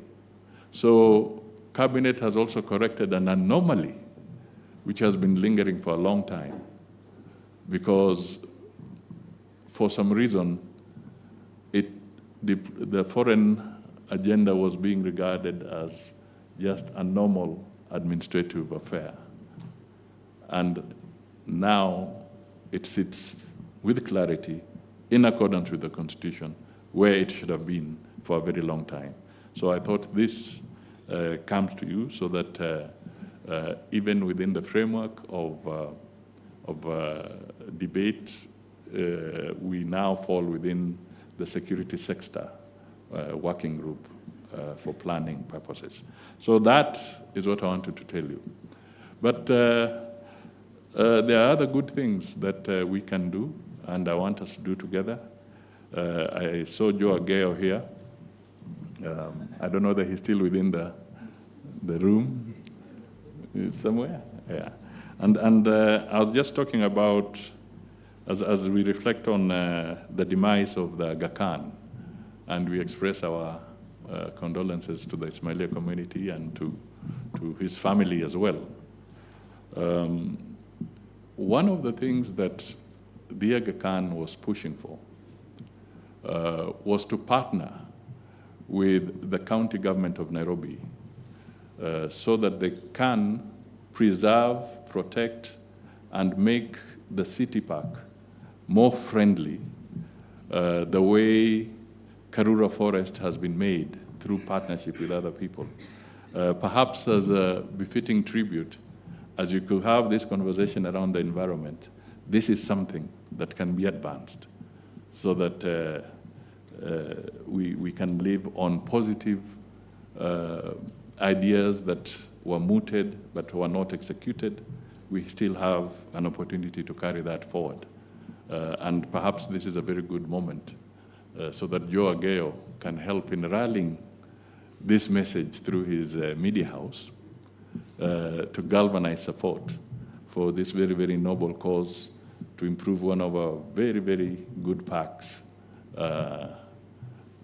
in Nairobi, make it better, make it user-friendly, give it greater security so that people can walk the way it is when you do walk in Karura Forest. And that is where you pay tribute to the Wangare Maathais of this world and other partners who have really supported that.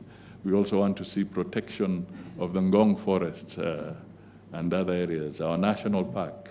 We want to see in far-flung places the Maragoli Hills rehabilitated in Western Kenya. We sometimes also forget that there are some politicians who may have caused trouble, but in their own way they were interesting. There was Karaoke Chotara. If you went to Naivasha today, you'll not believe that we politicians, as much as we can be rabble-rousers, Karaoke Chotara actually spearheaded the greening of, when you drive down to Naivasha and you see all those trees, he was at the center of planting that. So there, even from politicians, some good things do emerge. Then you can go to an elder like Mulu Mutisia with President Moi, and there was the famous Munyonyoko wa Udongo, the building of gabions and helping to rehabilitate degraded land. There were initiatives that perhaps were ridiculed, even by maybe not exactly social media. It was not as robust then. But some of these initiatives were being ridiculed and so forth, but give it to them. As unschooled as some of them may have been, they were actually conscious that protecting the environment was absolutely essential.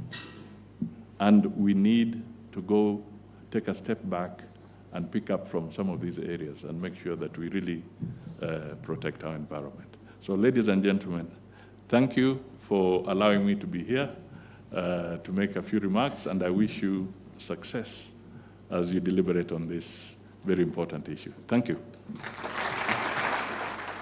Your Excellency, may I request you to stay on the podium, but let me suggest, sir, that even in the tension between politics and politicians and economists, I want to suggest that perhaps diplomacy can mediate that tension.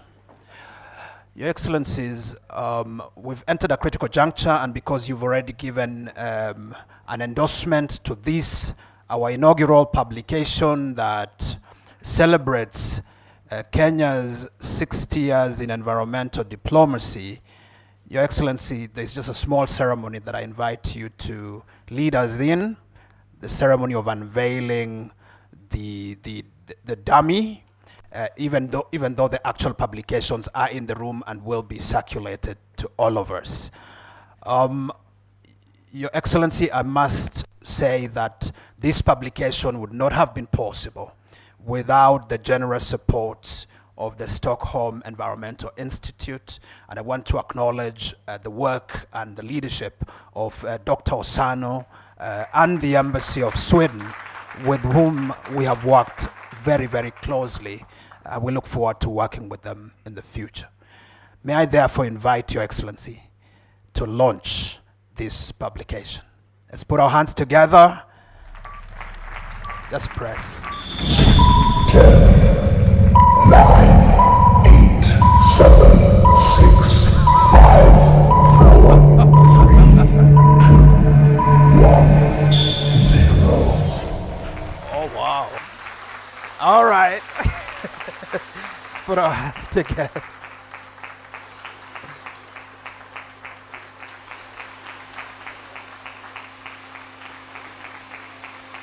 What's going on? It looks like a mystery box, but let's see. Perhaps we can unveil the curtains.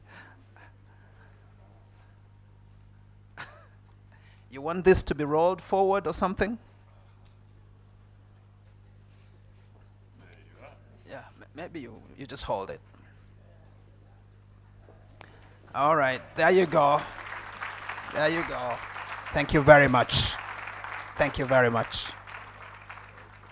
Thank you, Excellency.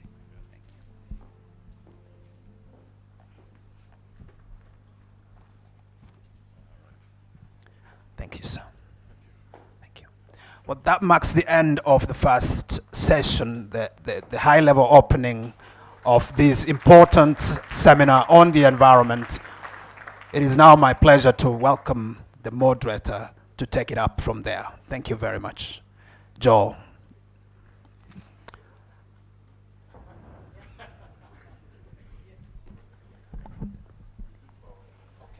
You go ahead and do that. Okay.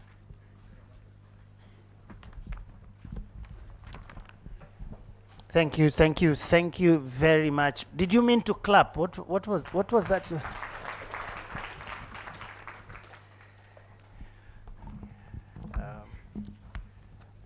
Something happened to my podium here.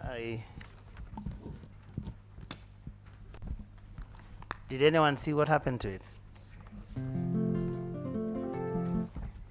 Oh, there it is.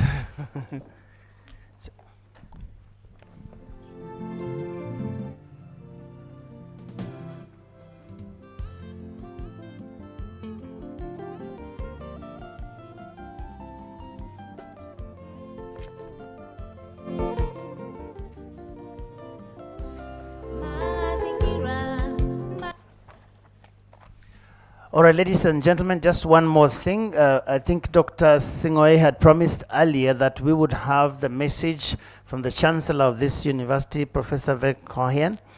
And I think now we are ready with the video.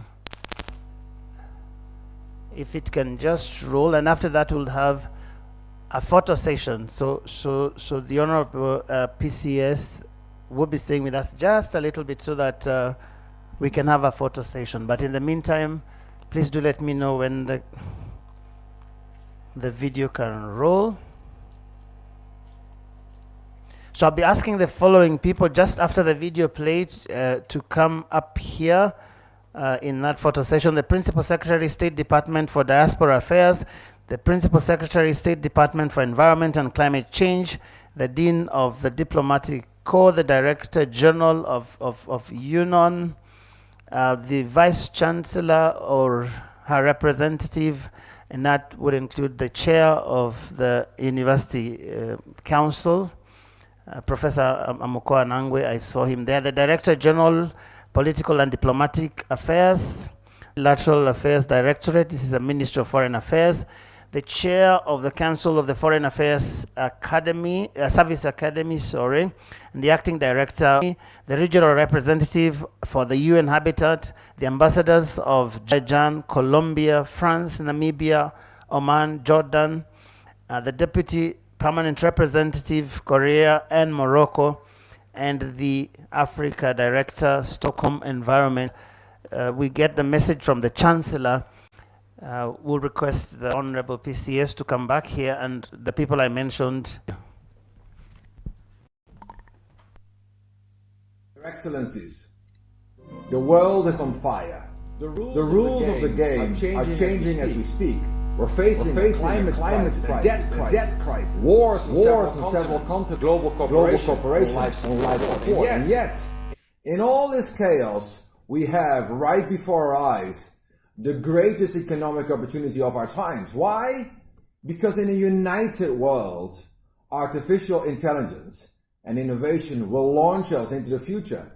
But in a divided world, AI breaks down the structure of society and tears us apart. In a united world, building a resilient economy creates mass skilled employment for youth. But in a divided world, the youthquake shakes away the stability needed to create jobs. Right here in Kenya, the University of Nairobi also faces this crossroads. Last December, together with the President of this nation, His Excellency William Ruto, we chose a path of transformation. Because we will revolutionize in the coming years the way we do business. Through the Big Five transformational initiatives I launched together last May with you, Prime Cabinet Secretary Mudavadi, systematic reforms and the building a university of the future. And, ladies and gentlemen, we are ready to become your partner of choice today. As the UN Chancellor and as President of the Global Center on Adaptation, I fully welcome and support this inaugural Environmental Diplomacy Symposium. Because, think about it, as the ground of the Paris Agreement falls apart beneath our feet, diplomatic engagement becomes more crucial than ever before. And what we all have to wrap our heads around very quickly is that we will all be living on an overheated planet in an overheated political environment. So a question for this symposium is, how can we secure the mutual benefits of cooperation? And how can we seize the resilience opportunity despite the headwinds? If we can answer these fundamental questions, then you and we will have already demonstrated the value of this new platform. Though I'm sure you will have far more wide-ranging conversations over the coming days. Let me congratulate you once again, Honorable Prime Cabinet Secretary. Your leadership provides a beacon of hope, not just for this nation, not just for this continent, but for the future of multilateralism. I thank you very much.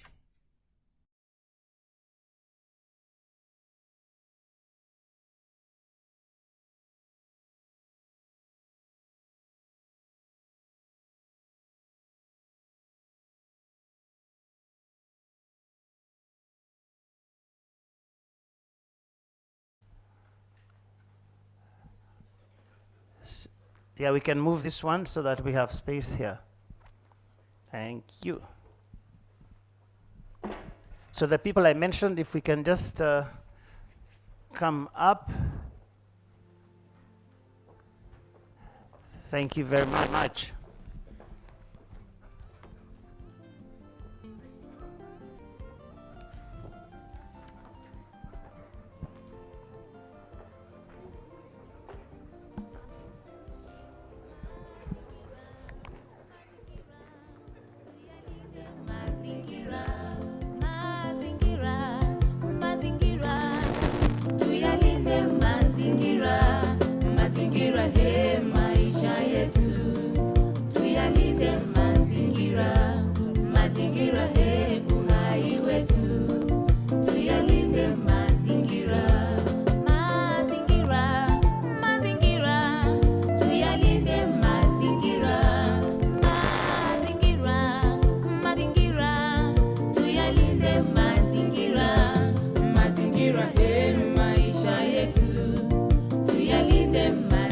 And just as they come up, please, would like to notify you that there is a bigger photo that will be taken out there. There's already set up, so all the ambassadors, high commissioners, please just make your way as soon as they finish here so that we can have a big group photo.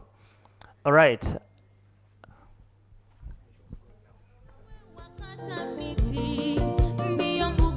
Actually, you can be making your way out so that you get set, so that our guest doesn't take too long out there. Thank you very much. So it's up there. It's you can use this as exit up there. Thank you.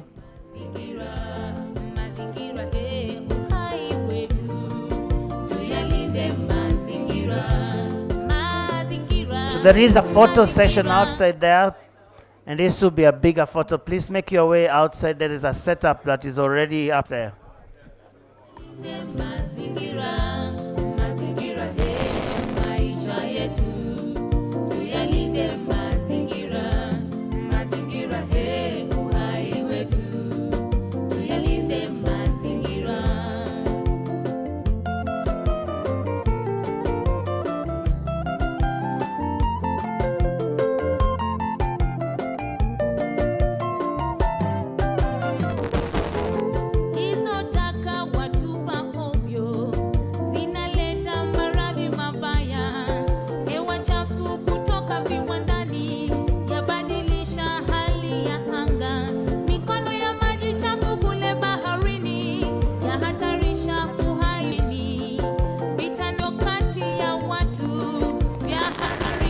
And please note that there is a break, a 15-minute break. So after this, you have your coffee, and then we can come back here at 1:15. So the next session is going to start at 11:15.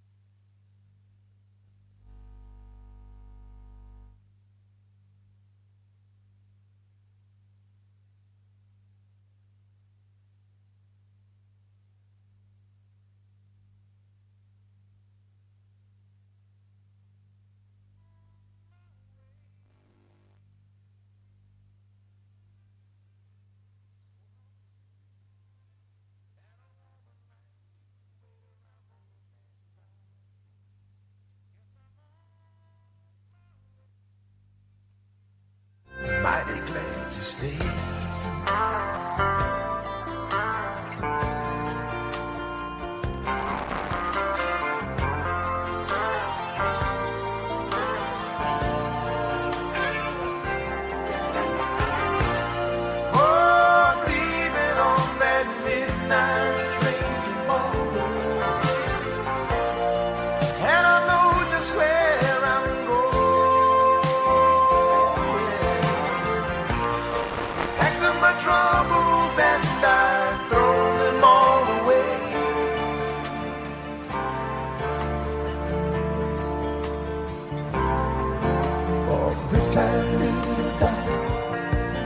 I'm coming home to stay. I'm stuck on you. Got this feeling down deep in my soul that I just can't lose. Guess I'm on my way. Needing a friend. And the way I feel now, I guess I'll be with you till the end. Yes, I'm on my way. Might be glad you stayed.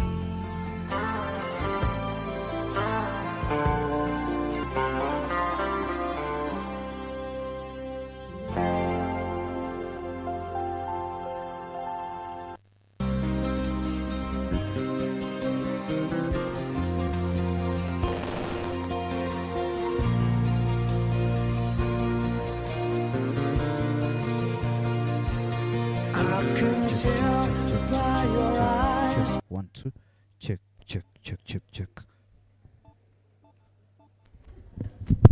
check check check check check check 1 2 1 2 check check 1 2 check 1 2 check check check check check 1 2 1 2 check check 1 2 mic test 1 2 iko sawa ingine check 1 2 check 1 2 check 1 2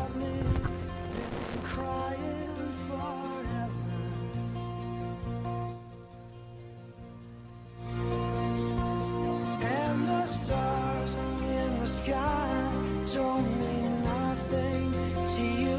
They're a mirror.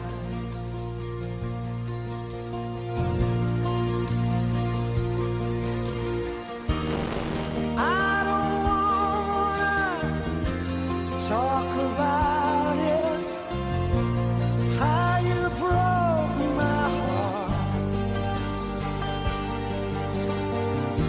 But if I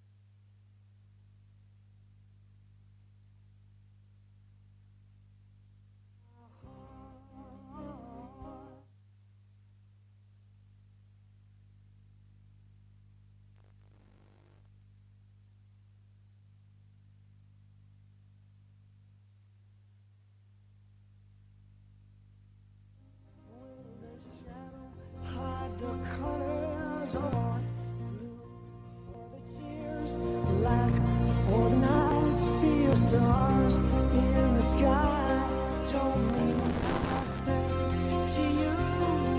They're a mirror.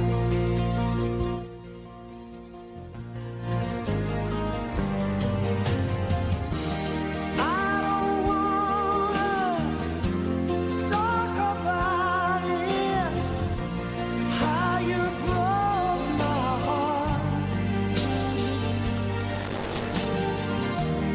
If I stay here just a little bit longer, if I stay here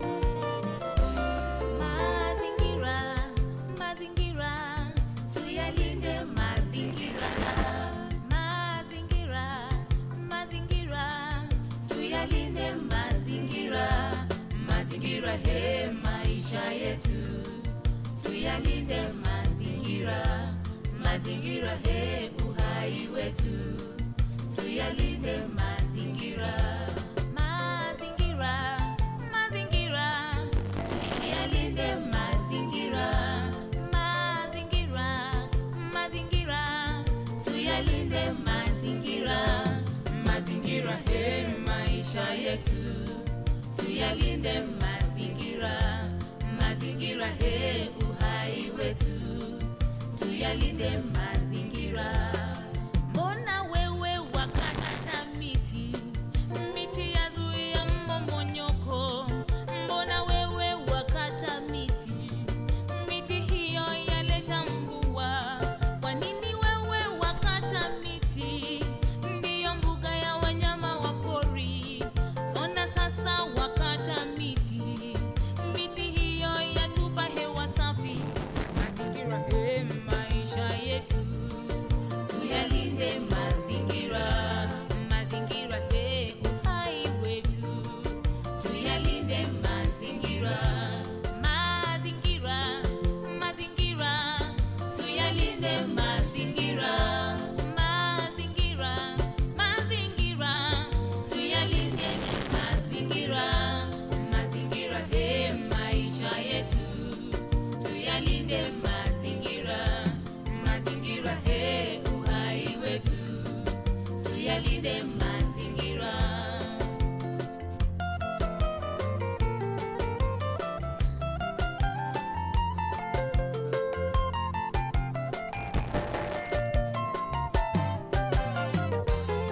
Hizo taka watupa ovyo, zinaleta maradhi mabaya. Hewa chafu kutoka viwandani yabadilisha hali ya anga. Mikondo ya maji chafu kule baharini yahatarisha uhai majini. Vitanganavyo kati ya watu vyaharibu mazingira yao. Mazingira he maisha yetu, tuyalinde mazingira, mazingira he uhai wetu, tuyalinde mazingira.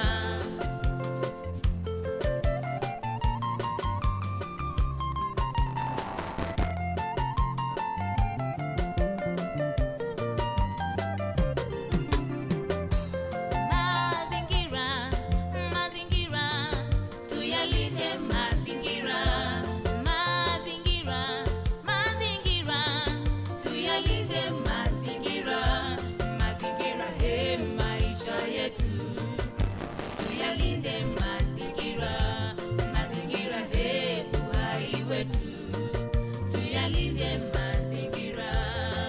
Usitupe ovyo taka, tuyalinde mazingira, tuilinde bahari yetu, tuyalinde mazingira, usikate miti ovyo ovyo, tuyalinde mazingira, tusichafue hewa yetu, tuyalinde mazingira, mazingira he maisha yetu, tuyalinde mazingira.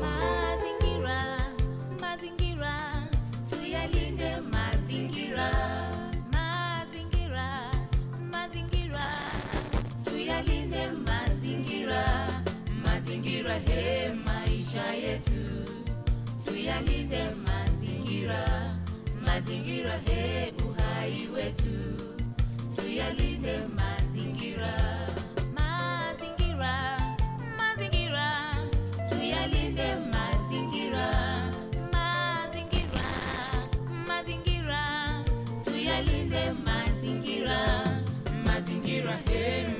maisha yetu, tuyalinde mazingira, mazingira he uhai wetu, tuyalinde mazingira.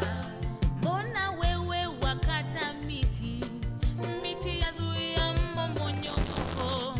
Mbona wewe wakata miti, miti hiyo yaleta mvua? Kwa nini wewe wakata miti, ndiyo mbuga ya wanyama wa pori? Ona sasa wakata miti, miti hiyo yatupa hewa safi, mazingira he maisha yetu, tuyalinde mazingira, mazingira he uhai wetu, tuyalinde mazingira, mazingira, mazingira, tuyalinde mazingira, mazingira, mazingira, tuyalinde mazingira, mazingira he maisha yetu, tuyalinde mazingira, mazingira he uhai wetu, tuyalinde mazingira.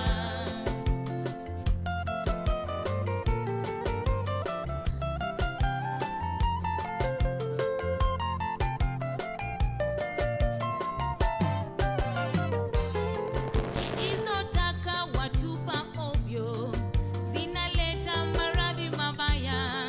Hewa chafu kutoka viwandani yabadilisha hali ya anga. Mikono ya maji chafu kule baharini yahatarisha uhai majini.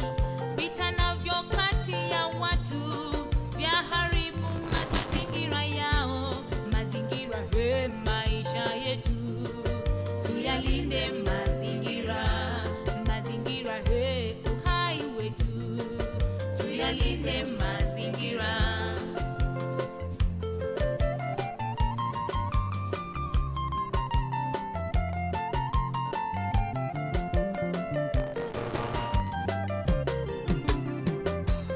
Mazingira, mazingira, tuyalinde mazingira, mazingira, mazingira, tuyalinde mazingira, mazingira he maisha yetu, tuyalinde mazingira, mazingira he uhai wetu, tuyalinde mazingira. Usitupe ovyo taka, tuyalinde mazingira, ilinde bahari yetu tuyalinde mazingira. Usikate miti ovyo ovyo, tuyalinde mazingira. Usichafue hewa yetu tuyalinde mazingira, mazingira he maisha yetu tuyalinde mazingira.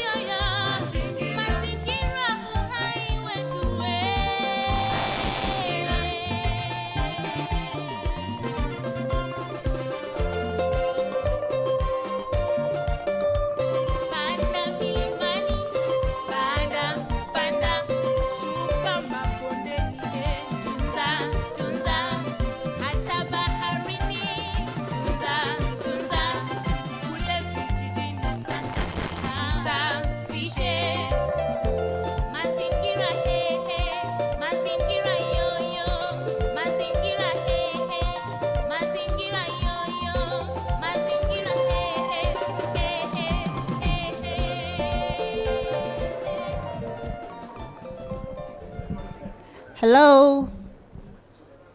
Hi. Please, let's get settled down. We're about to start the next session. We should start in the next 2 minutes.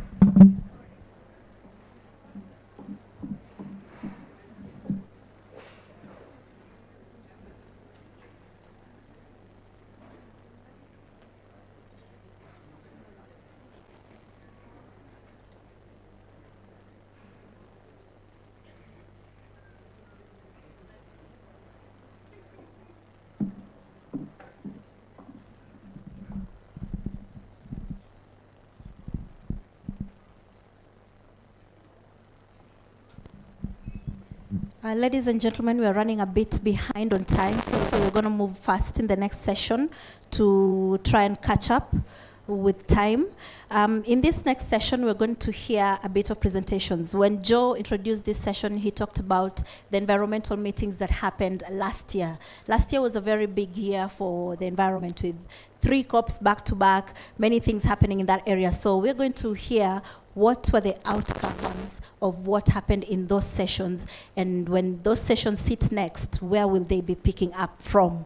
What are the lessons learned? So the first session will be a presentation of the Pact from the Future, which will be done by His Excellency Sebastian Groth, the Ambassador of the Federal Republic of Germany, and the permanent representative to UN, UNEP and UN Habitat. He is already here in the room. I've seen him somewhere.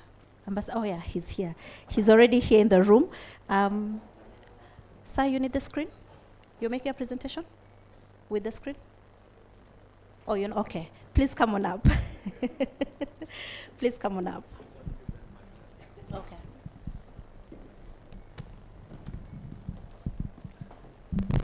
Thank you very much, and good morning. First of all, I would like to really congratulate the Foreign Ministry for organizing this symposium. I think it's always a lot of work to prepare these things, but it's very necessary. And as the PCS did in his opening remarks, it reveals a little bit the secrets of diplomacy, which are not so secret as you will hear from me later.